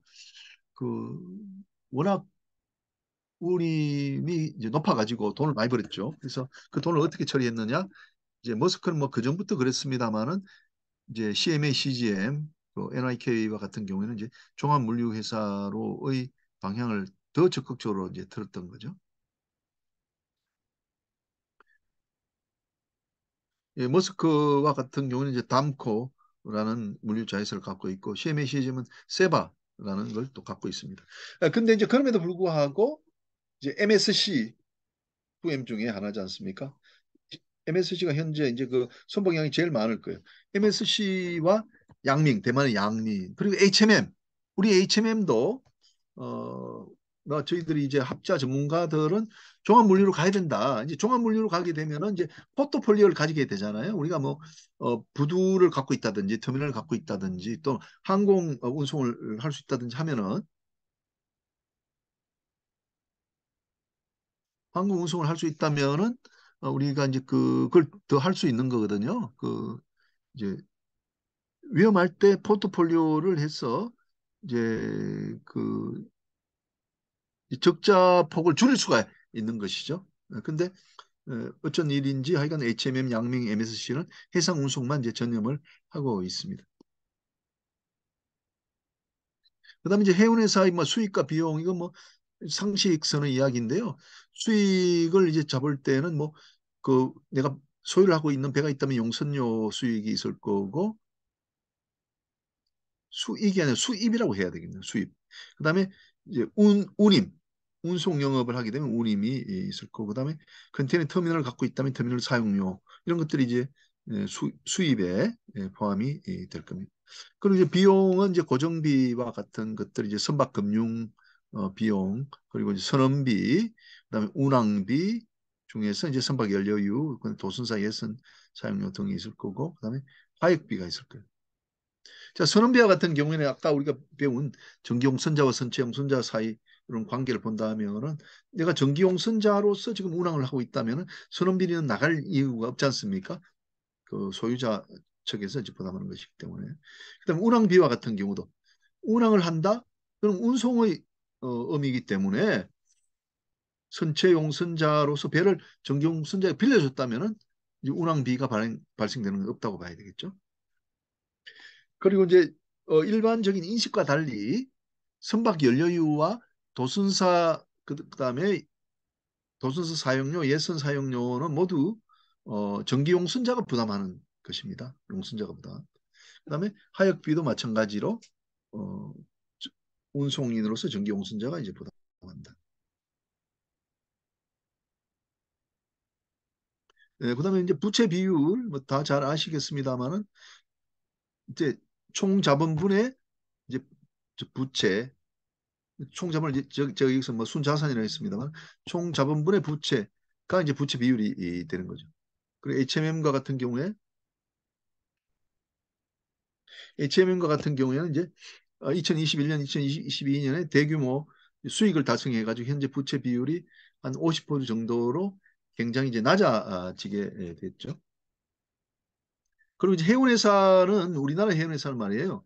이 BBCHP라는 형식을 취하기 때문에 부채 비율이 이 높은 뭐랄까 본질적인 어려움을 갖고 있는 거예요. 그걸 좀 잘 이해를 해야 되는데 그 뭐 금융 당국이나 높은 분들이 이런 걸 이해를 잘 못하셔가지고 우리가 뭐 그때 이제 IMF가 왔나요? 그 왔을 때 그 배럴 부채 비율이 높기 때문에 부채 비율을 낮춰라고 하니까 배를 다 팔 수밖에 없었어요.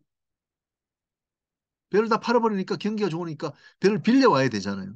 근데 높은 용선료로 배를 많이 빌려왔던 거예요. 그러다가 이제 2008년 리만 브라더스 사건 때 폭락해버리니까 회사가 망하게 돼버린 거예요. 너무 많이 비싼 걸 빌려와 놓으니까 용선료가 일일당 5만 원 했거든요. 근데 현재는 만 원밖에 안 해요. 그럼 경쟁사들하고 어떻게 경쟁이 되겠어요? 그러니까 빚만 지는 거예요. 운임은 내가 만 불밖에 못 받는데 손주한테 줘야 될 돈은 5만 불이에요. 5만 불이에요. 그래서 해운회사는 기본적으로 부채 비율이 높다는 거. 해운회사는 기본적으로 부채 비율이 높다. 왜 BBCHP가 뭐냐? 여러분 아시겠습니다만 국적 취득 조건부선 재용선이라고 어제 정우영 변호사님 말씀하신 거 아닙니까? 내가 이제 1,000억짜리 배를 내가 이제 연불로 사는 거죠. 그래서 20년 동안 배값을 다 갚는 거예요. 조금 더 갚고 조금 갚고. 그러니까 그 형식은 용서는 형식이지만은 내가 용선 기간이 끝나면은 성과를 다 갚았기 때문에 내가 소유권을 취득하는 조건의 용선이거든요. 근데 이게 이제 그 전부터 이제 자산에 잡히면서 전부 부채가 되는 거예요. 1,000억이 모두 부채가 되는 거죠.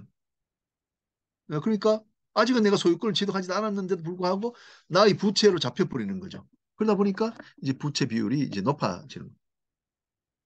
예, 또 제가 이제 뭐 작년에 1년 2개월 동안 그 대우 조선해양에 그 사회이사를 또 했지 않습니까? 이 그 선박근조도 그런 그 부채 비율이 이상한 그런 게 있더라고요. 예를 들면 선수금이 있지 않습니까? 선수금. 우리가 선박 근조를 하기 위해서는 1,000억짜리 같으면 5번이 나눠가지고 처음에 이제 200억을 받거든요. 받는 순간에 이 200억은 모두 어, 부채가 되는 거예요. 부채가. 그리고 이걸 200억만큼을 건조를 하면은 이게 다 떨어져 가지고 부채가 제로가 되는 거예요. 그러니까 배를 내가 20척을 발주를 받았어요. 그래서 이번 달에 그 20%씩 다 들어왔어요. 부채별이 엄청 높아져 버려요. 그런데 2년 지나면은 배가 인도가 되지 않습니까? 그러면 배값을 다 받잖아요. 말하자면 신조를 많이 받았다는 말은 결국은 2년 뒤를 봤을 때는 굉장히 긍정적이잖아요. 그럼에도 불구하고 이게 선수금이란 걸 부채로 잡기 때문에 부채비율이 억수로 높아져 버리는 거예요. 그러니까 우리처럼 일반인들이 그 부채 비율을 잘 구체적인 사항을 모르는 사람들, 야, 이 큰일 났다. 야, 대우조선 이거 갑자기 부채 비율이 이렇게 높아지는, 곧 망했다. 그러면 이제 우리가 그 선수금을 받기 위해서는 또 RG라는 걸 끊어줘야 되지 않습니까? 선수금을 문제 있을 때 반납해 준다는 약속을 우리가 해줘야 돼요. 그걸 이제 RG라 그러거든요. 그걸 은행으로부터 받아와야 되는데 은행이 부채비율이 높으니까 안 끊어줘요. 그 규정이 그렇게 돼 있거든.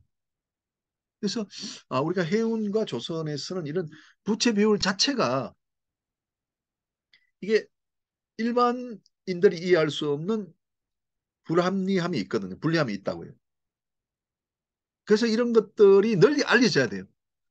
제가 뭐 조금 여담입니다만 이렇게 뭘 이런 과정도 하고 열심히 하고 우리 또 바다 공부모임이 있지 않습니까? 우리 890명 있는 바다 공부모임 지금 4년쯤 됐는데 136강까지 했거든요. 136명이 이미 강의하고 우리가 공부를 했습니다. 그래서 해운, 조선, 물류, 선박급류 관련된 사람이 많이 와서 이제 공부를 하는데 그 사람들이 이제 한진해운 사태 뭐 그 전에 있었던 그 조선소의 어려운 것 이런 것들을 경험하면서 우리가 많이 알아야 되겠다. 우리가 너무 모르기 때문에 그리고 또 이것들이 일반인들한테 말하자면 그 책임자급에 있는 국회의원이라든지 뭐 행정관료라든지 이런 사람들이 우리를 너무 모르기 때문에 이걸 동일한 잣대에 놓고 해석하다가 적용하다가 우리가 어려운 점이 너무 많았다. 그래서 우리가 공부를 많이 해야 된다. 많이 알아야 되겠다. 그리고 남들도 다른 분야에 있는 분도 많이 알도록 해줘야 되겠다. 우리가 또 특히 해운과 선박금융 사이에도 한진해운 사태가 났을 때 전혀 교류가 없었어요. 지금은 우리가 굉장히 많은 교류를 갖고 있거든요. 뭐 고려대학교 바다 채굴 과정도 어제 이제 졸업을 했습니다만, 뭐 거의 이제는 해운과 선박금융을 우리가 하나다라고 이야기할 정도로 많이 갖춰졌어요. 이렇게 돼야 우리나라가 진짜 튼튼한 그런 해양 강국이 되는 겁니다. 우리가 몰라가지고 어, 자, 자책골 넣고 이런 게 이제 없어지는 거죠. 그래서 더 강하게 해서 세계 인류가 돼야 된다. 그래서 오늘 지금 보니까 70명 정도 뭐 들어갔다 나갔다 이렇게 하신 분도 계실 텐데 한 90명 정도 이렇게 저 강의에 참석하시는 것 같은데 대단히 이제 고맙게 생각하고 오늘 김도현 항해사 같은 경우는 바다에 있을 텐데 여기 또 들어오셨고 김병로 해경 또 차장님께서 돌아 계시고 뭐 많이 돌아 계신데 굉장히 고맙게 생각하고 앞으로도 이제 우리가 폭넓게 공부가 많이 돼야 돼요. 진짜 공부가 많이 돼야 돼요. 그러니까 지식 수준이 높아야 우리 그 해양 산업이 자 발전할 수가 있는 거죠. 자, 그다음에 자본의 조달은 이제 은행으로부터 대출을 받는데 그 대우조선해양과 같은 경우에는 이제 주식을 신주를 발행했어요. 신주를 발행하니까 이제 돈이 들어오지 않습니까? 주식을 사고 현금이 들어오니까 그 돈이 이제 자본이 되면서 이제 그 조선소가 사용할 수 있는 돈이 됐던 거죠. 자, 그다음에 해운산업과 도산법에 대해서 한번 보도록 하겠습니다. 이제 회사는 유익한 존재입니다. 유익한 존재. 그렇지 않습니까? 우리가 회사가 있기 때문에 많은 고용이 일어나거든요. 그리고 채무가 많아도 살리는 것이 전체적으로 이제 유익할 수가 있거든요. 예, 그래서 이제 그 도산법이라는 것은 어떤 도산을 시키기 위해서 존재하는 법이 아니에요. 도산법은 가능하면 살리려고 하는 거예요. 우리가 이제 상법의 그 이념을 우리가 뭐라고 하냐면은 상법의 이념을 이제 쉽게 기업이 만들어지도록 하고 한번 만들어진 것은 없어지지 않도록 한다. 이게 우리 그 상법의 기본 이념이거든요. 이와 마찬가지로 회사는 유익한 존재이기 때문에 그 채무가 많다고 해서 바로 도산시키는 것이 아니라 살리려고 해야 된다. 그런 목적을 달성하는 것이 도산법이라고 보면 될 것 같아요. 그래서 이제 채무가 너무 많아지면은 이게 이제 견딜 수가 없지 않습니까? 그러면 뭐 여러 가지 그 워크아웃 등등의 절차를 거치게 되잖아요. 그래도 안 되면은 이제 회생 절차를 이제 신청하게 되는데 이때 이제 채권이 세 가지로 나누어집니다. 첫 번째는 회생 채권이에요. 우리가 이제 운송물 손해와 관련된 것. 그다음에 용성 계약을 일찍 파기하게 되면 그것도 다 회생 채권이거든요. 근데 이 회생 채권은 10분의 1로 탕감이 되는 채권입니다. 그러니까 채권자들이 모여가지고 우리가 망할래. 망해서 하나도 못 받을래. 또는 한 10분의 1로 우리가 받고 나중에 또 천천히 우리가 받으면서 회사를 살려줄래 라고 회의를 해서 좋다. 이렇게 되는 것이거든요. 그러면 그 기존의 채권 액수가 10분의 1로 줄어들게 됩니다. 그런 채권을 우리가 이제 회생 채권이라고 하고 채권자 집회를 통해서 그런 결정을 내리게 됩니다. 그리고 이제 공익 채권이라는 게 있는데 공익 채권은 전혀 일반 채권과 이제 동일한 겁니다. 우리가 이제 회생 절차 안에 있다 하더라도 도순사가 타지 않을 수가 없잖아요. 그러면 도순사는 이제 그대로 회생이 안 들어가 있는 것과 마찬가지로 도순료를 먼저 받도록 그렇게 되는 거죠. 그리고 담보 채권이 있고요. 회생 절차 개시 후에는 이제 관리인이 관리를 하게 되고, 그래서 이제 뭐 조사인이 이제 쭉 그 기업에 대한 평가를 하게 됩니다. 그래서 계속 기업 가치가 청산 가치보다 크면은 아까 말씀드린 채권자 집회를 거쳐 가지고 그 회생 절차에 들어오는 그 회사는 이제 회생이 되게 되는 거죠. 반대라면은 이제 청산을 하게 되고요. 자, 그다음에 이제 한진해운의 경우에 한번 보게 되면은 아까도 말씀드렸지만은 이제 배를 뭐 팔으라 그래서 20척을 팔아버렸어요. 그러니까 BBC, HP가 우리가 전통적으로 많이 갖고 있잖아요. 그러다 보니까 이제 부채 비율이 높을 수밖에 없잖아요. 전부 빚으로 돼 있는 것들이었기 때문에. 그래서 이걸 팔으니까 팔고 떨고 나니까 이제 부채 비율은 작아졌는데 이제 호경기가 오니까 배가 없으니까 운항할 수가 없잖아요. 그러니까 이제 배를 빌렸어요. 근데 호경기가 오게 되면은 이미 용선료가 비싸요. 그러니까 이제 상투 끝을 잡은 거죠. 그러니까 굉장히 높은 용선료를 또 그것도 너무 장기로 잡은 거예요. 근데 이제 2004년, 5년, 6년, 7년까지 잘하다가 2008년도에 이 시장이 꼬꾸라지게 된 거죠. 그러니까 배를 빌리는 거는 이제 하루에 5만 불인데 내가 배를 굴려가지고 받을 수 있는 운임은 만 불밖에 안 되는 거예요, 하루에. 그럼 어떻게 되겠습니까? 4만 불 선주한테 더 줘야 되잖아요. 그러니까 빚이 자꾸만 많아지는 거죠. 견딜 수가 없는 거죠. 그래서 수입보다도 지출이 더 많은 구조가 되었던 겁니다. 그래서 이제 산업은행이 이제 최대 주주였는데, 그러니까 대출금 채권을 이제 많이 이제 갖고 있다가 이제 최대 주주가 됐는데 더 이상은 내가 운영비를 조달할 수 없다 이렇게 이제 하고 뭐 4천억인가 얼마 더 넣어라 이러는데 뭔가 이제 한진 측에서 안 된다 이렇게 해갖고 결국은 이제 2016년 이제 8월인가 그게 회생 절차 개시 신청을 하게 됐습니다. 그런데 이제 회생 절차 개시 신청을 할 때 그 기존의 뭐 펜오션이라든지 대한해운이 회생 절차할 때도 그 잘된 것이 목적이 분명했거든요.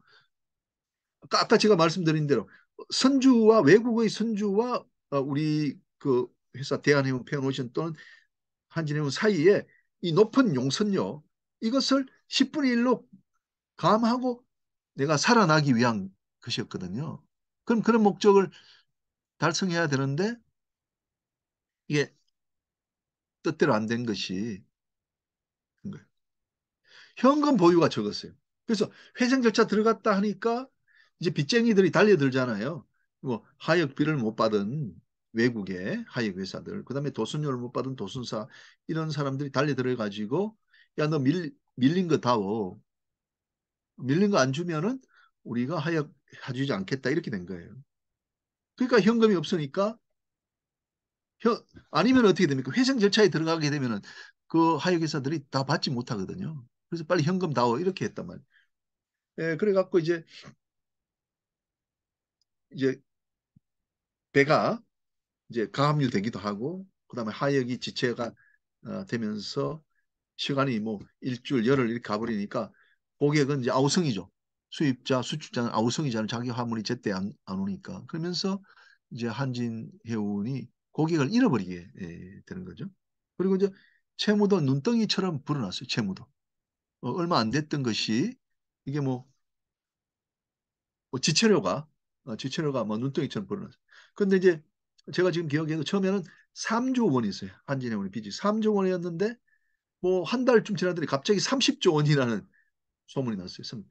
다 받을 수 있는 청구 가능한 채권은 아닌데 어쨌든 30조 원이 되면서 소문이 뭐 이제 우리나라 국내 선사들도 아유 그러면 우리가 한진해운을 인수하지 못하겠다 해서 포기를 해버린 거죠. 그래서 이제 이 부분에 대해서도 제가 정말 오늘 이 자리에서 말씀드릴 수 있는 것은 참 안타까운 점이에요. 제가 그랬어요.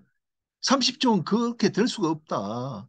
이게 지체료 같은 지연 손해는 저 미국도 그렇고 우리나라도 그렇고 이 배상이 잘 안 되는 손해다. 그래서 3조 원에서 조금 늘어났을 뿐이다 했는데도 우리나라 이제 선주님들은 그런 게 정확하게 확신이 없으니까 이렇게 떠드는 소문에 30조 원이다 해서 그럼 누가 인수하겠냐 이렇게 돼버린 거예요.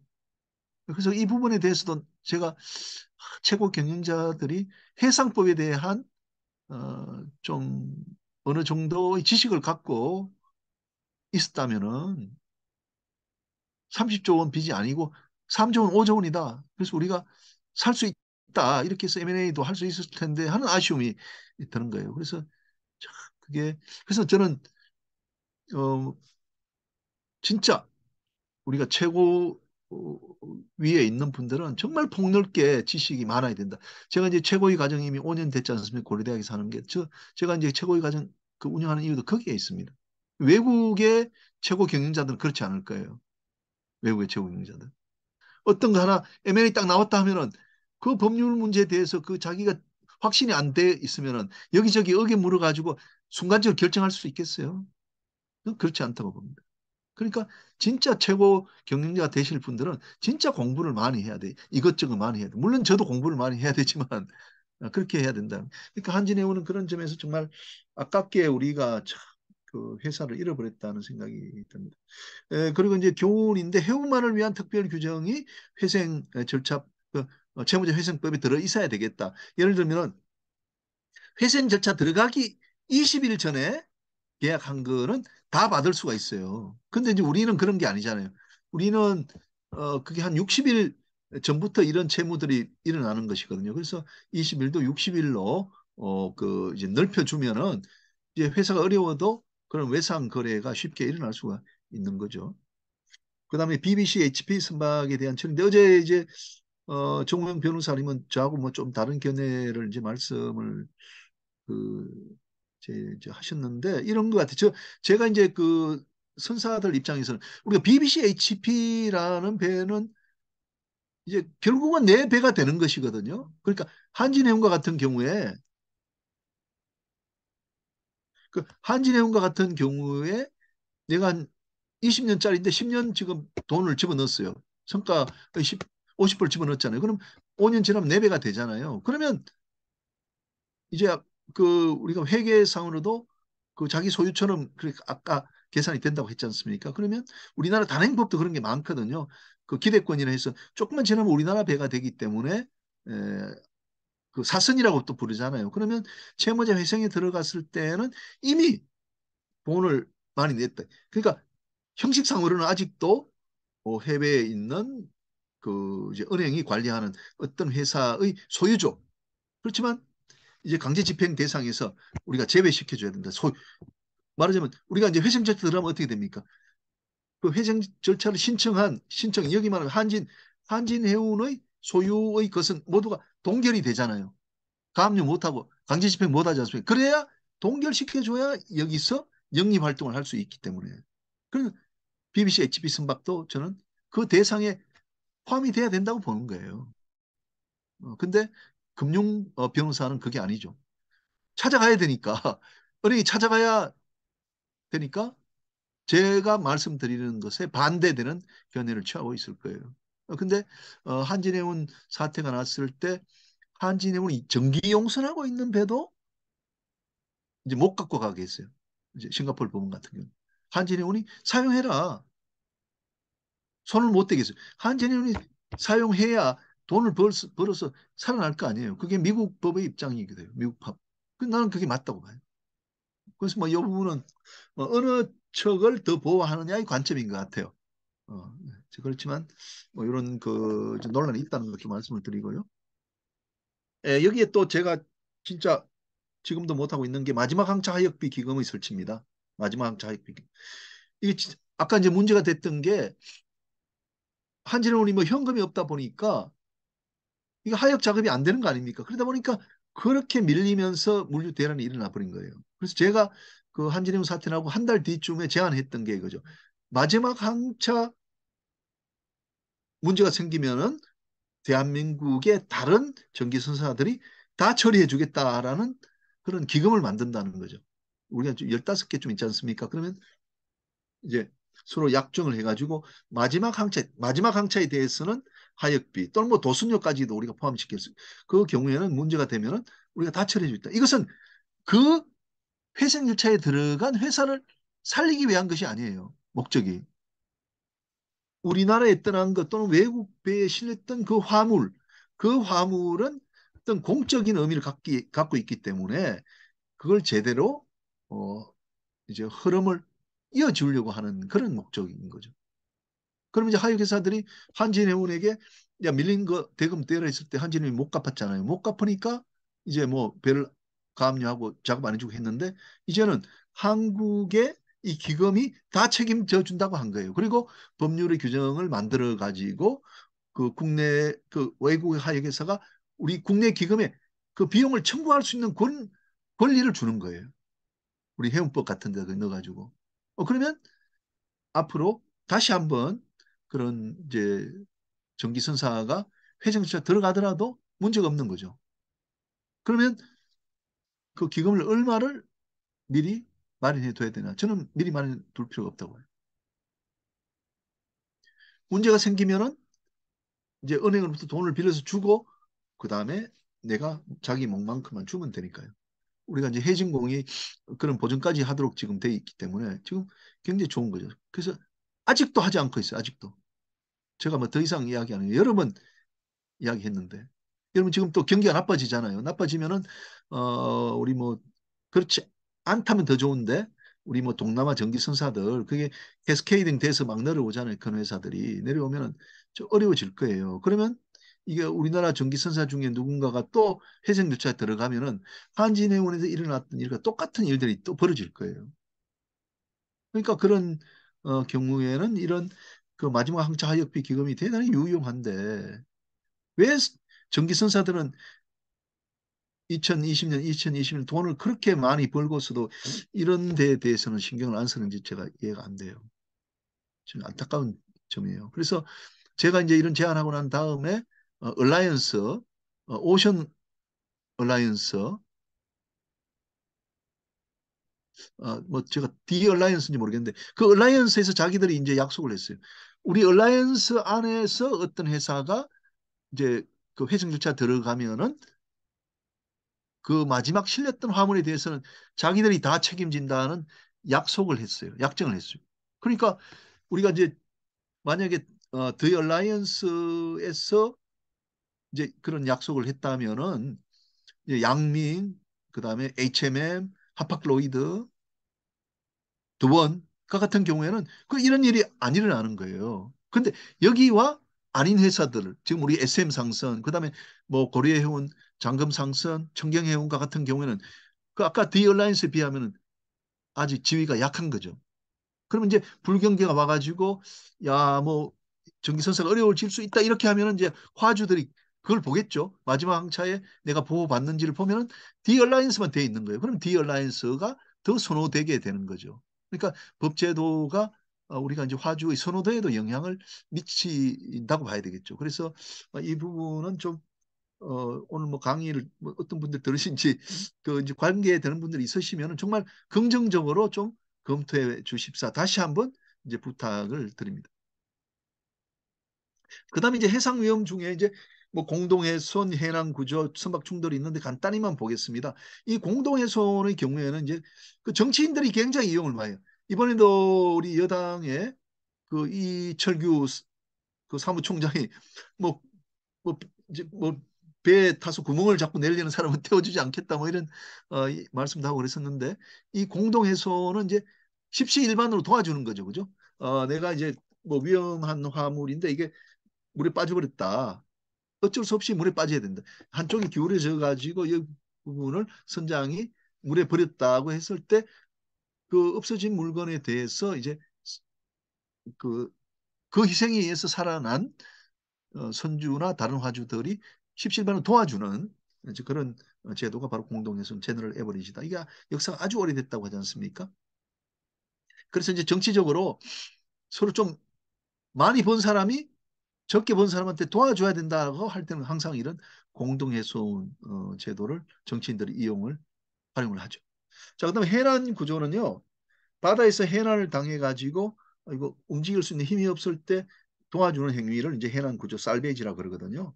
근데 그 해상법 책을 보게 되면은 상당히 이제 그 이해하기 어려운 그 있어요. 근데 그 우리가 상법에 나와 있는 그 구조는 임의 구조예요. 계약 구조 아니에요. 지금 현실에 일어나는 건 다 계약 구조지 않습니까? 세월호와 같은 경우에도 우리가 중국의 살베지 회사가 우리 정부랑 아마 계약했을 거예요. 계약해서 건졌지 않습니까? 몇 2천억인가 주고 건졌지 않습니까? 그건 이제 계약 구조가 되는 거죠. 근데 그거 말고 상법에서 말하는 그 구조는 이미 구조예요. 우리가 배가 이제 항해하고 있는데 SOS 똔똔똔 해서 우리 배 침몰하니까 구해주세요 하고 그 정보를 받고 그 선장이 자력으로 가서 그 배를 이제 구조해서 올 때 그걸 이제 우리가 이미 구조라 그럽니다. 그러니까 법률상 어떤 의무가 없는 거죠. 계약에 의한 의무가 없는 거죠. 그런 구조를 우리가 임의 구조라고 하게 됩니다. 그래서 그렇게 이제 급할 때 구조를 하게 되면은 구조라는 것이 뭐 계약을 체결할 틈도 없죠.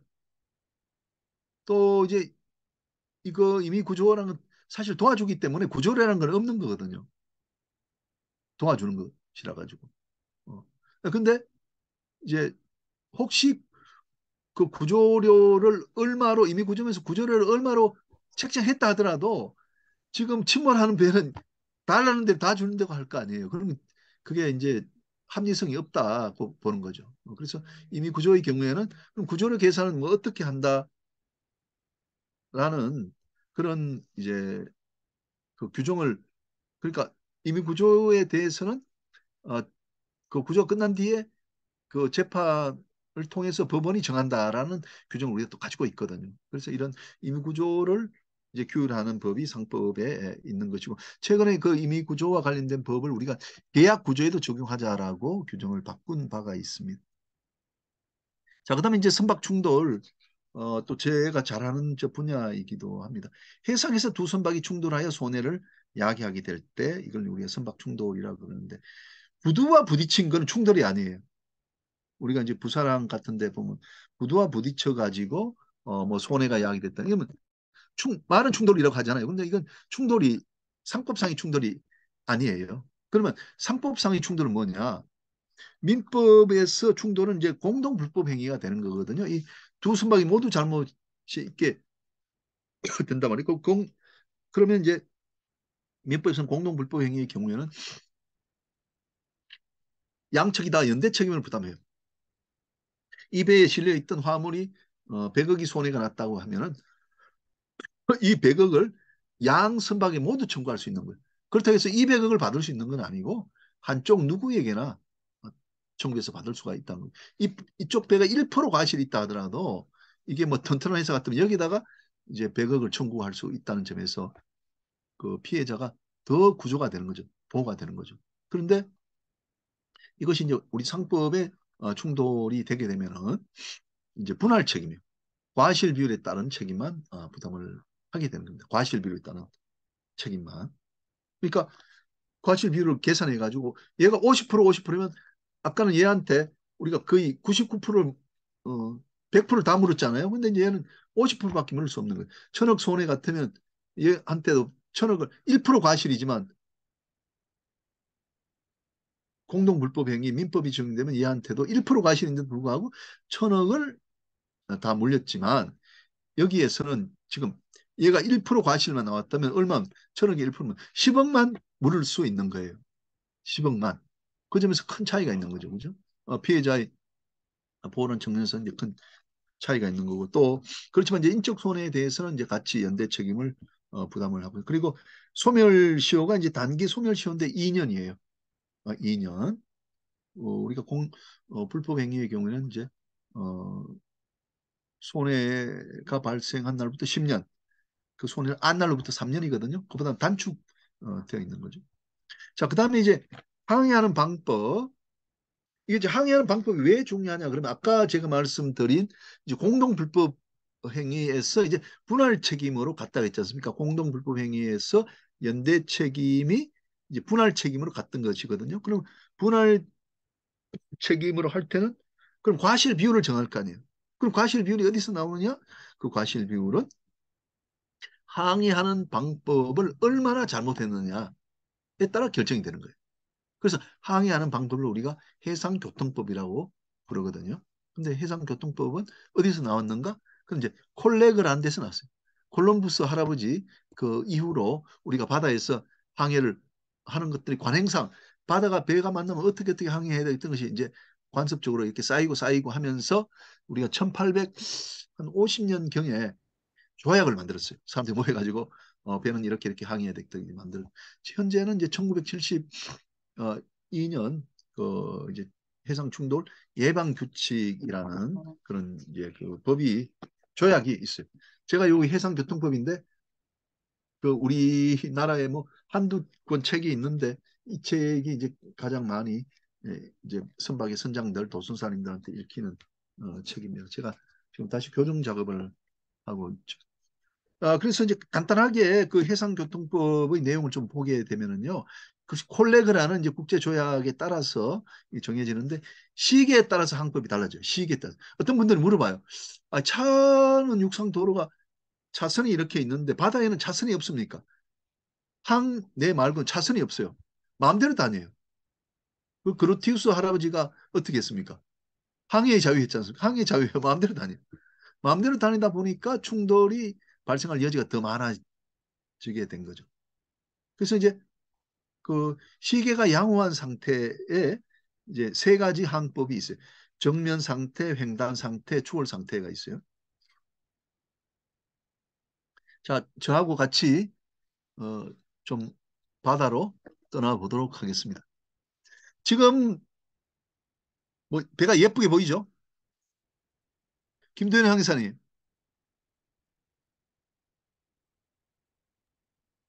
네, 김도현 항해사입니다.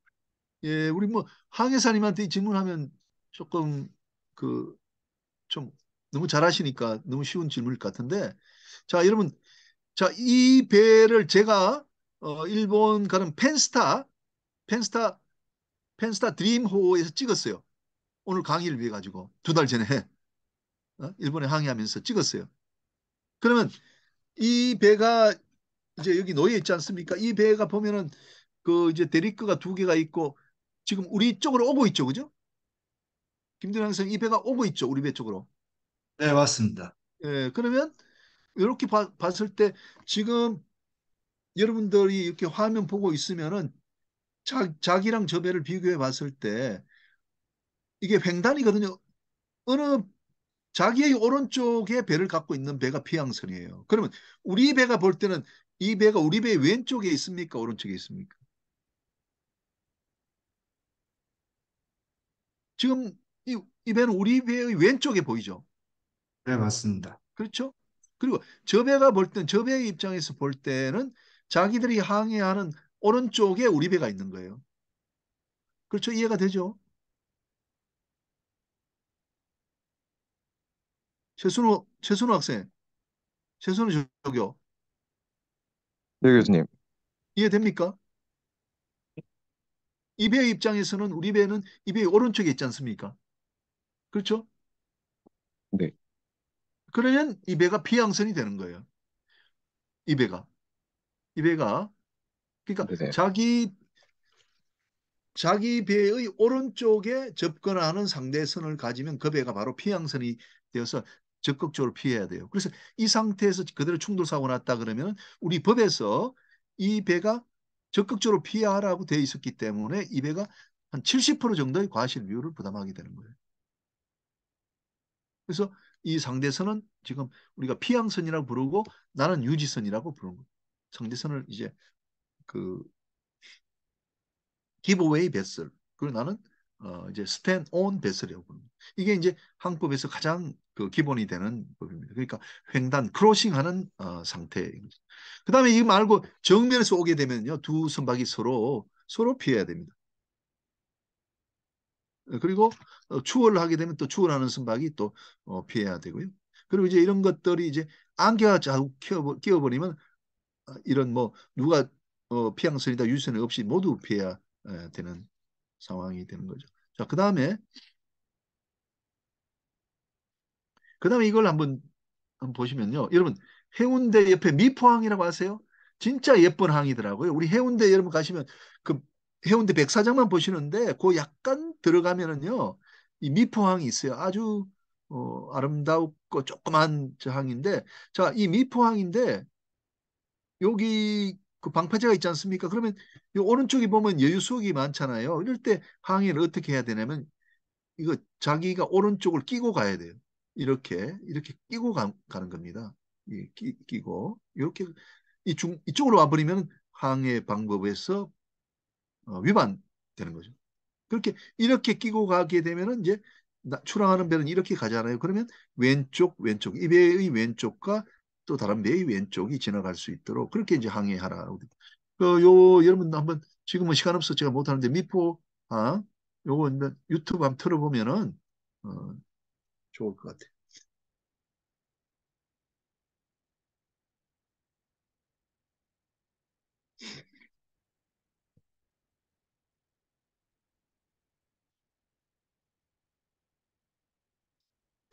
그 최선우 저기 지금 이거 좀 틀 수 있어요?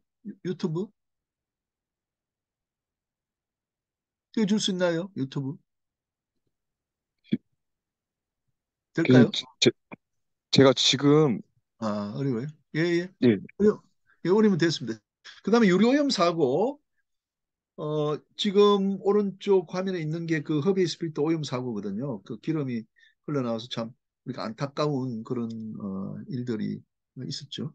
그래서 선박에 유류가 흘러나와 가지고 이제 그 크게 문제가 됐었습니다.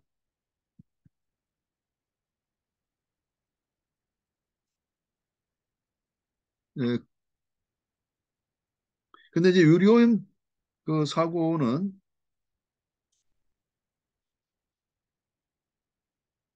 이게 일종의 불법 행위죠, 그죠? 피해자의 입장에서는. 그래서 특별법적인 우리가 규정을 가지고 피해자들을 더 이제 보호를 하게 됩니다. 우리가 과실 책임이 원칙인데 여기서는 이제 무과실 책임을 또 부과를 시켰고, 그다음에 초과되는 손해에 대해서는 이제 국제기금이 만들어져서 좀 추가적으로 이제 보상도 해주고 있고요. 그다음에 책임보험에 이제 강제적으로 가입하게 하고, 그다음에 직접 청구권이 또 인정이 됩니다. 그리고 잠깐만요. 제가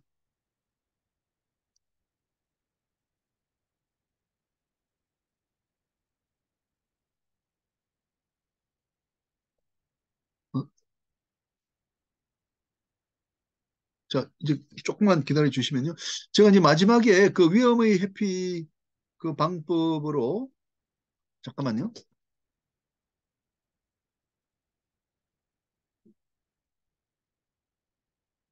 위험의 회피 방법으로 해상보험에 대해서 이제 잠깐 보고 이제 마치도록 하겠습니다.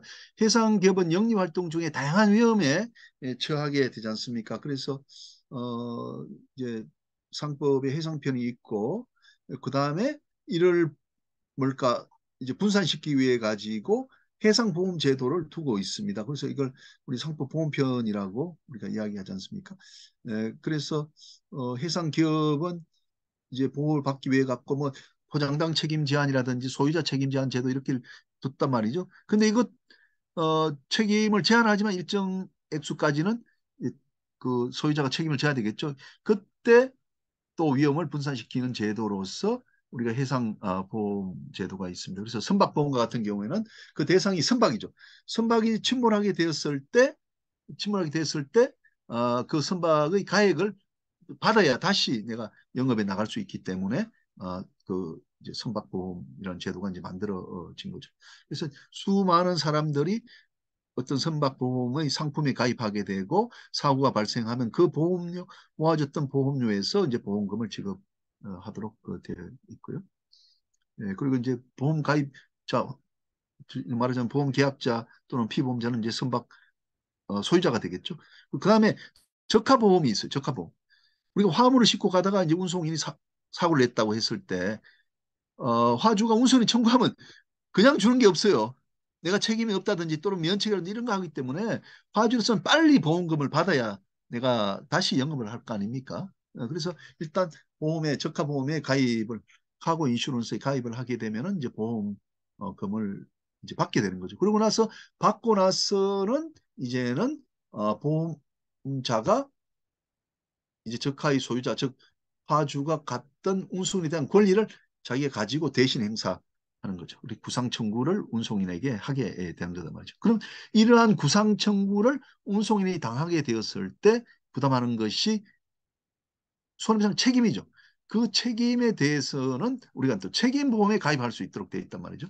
그러니까 선박 소유자가 부담하는 이런 책임을 어, 이제 부담하는 보험을 우리가 이제 책임보험이라 그러고, 영리보험이 있고 그 다음에 P&I 보험이 있다. P&I 보험은 선주사들이 이제 뭐 수십 개가 수백 개가 모여 가지고 이걸 이제 그 보험 어, 제도를 이제 만드는 거죠. 그래서 이걸 우리가 이제 P&I 클럽이라 일종의 뭐 조합 형태로 이렇게 했는데 뭐 그 실질은 보험과 똑같은 거죠. 그래서 선박 소유자가 자기가 책임을 부담하게 됐을 때 이런 이제 보험자 책임보험자 P&I 클럽이 자기들을 대신해서 이제 그 보험금을 지급하도록 그렇게 돼 있는 것이고, 책임보험은 우리나라 법과 같은 경우에는 상법 제724조 2항에서 이제 그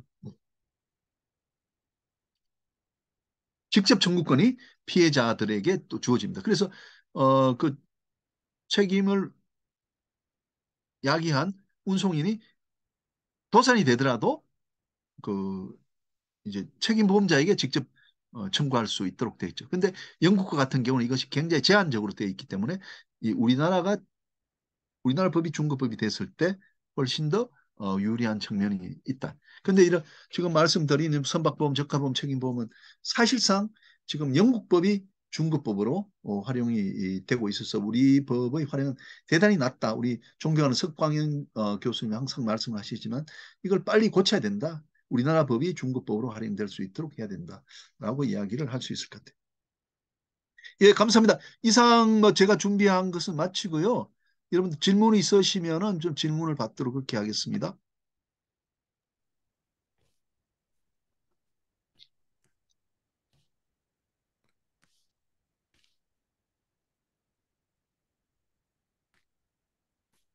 네, 혹시 코멘트나 질문하실 분 계십니까?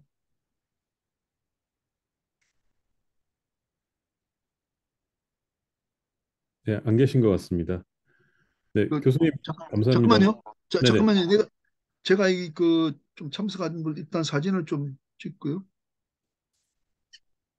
야, 잠깐만요. 마치지 말고 조금만 기다려 보세요.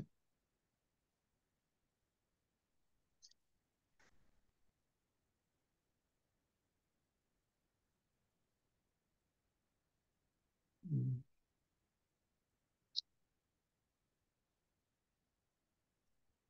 한 80명쯤 들어오신 것 같은데 굉장히 많이 들어와 주셨네요.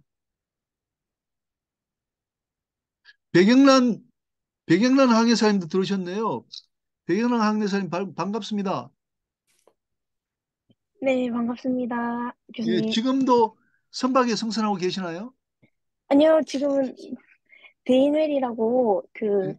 한국이랑 인천이랑 대련항 다니는 정기 여객선에서 안전 운항팀에서 근무 중입니다. 아, 그래요. 아이고, 반갑습니다. 예, 김민효, 반갑습니다. 김민효 선장님 반갑습니다. 김민효 선장님은 배 타고 계시나요? 예, 안녕하십니까? 어이, 반가워요. 어디 계세요? 예, 저는 지금 VLCC 승선 중에 있습니다. 어디예요? 지금 선박은 여수에서 양화 작업 중입니다. 아이고, 그렇구나. 아이고, 안전하게 바라고. 지금 캡틴이시죠? 예, 그렇습니다. 아이고, 제가 아끼는 제자인데, 아유, 너무 반가워요.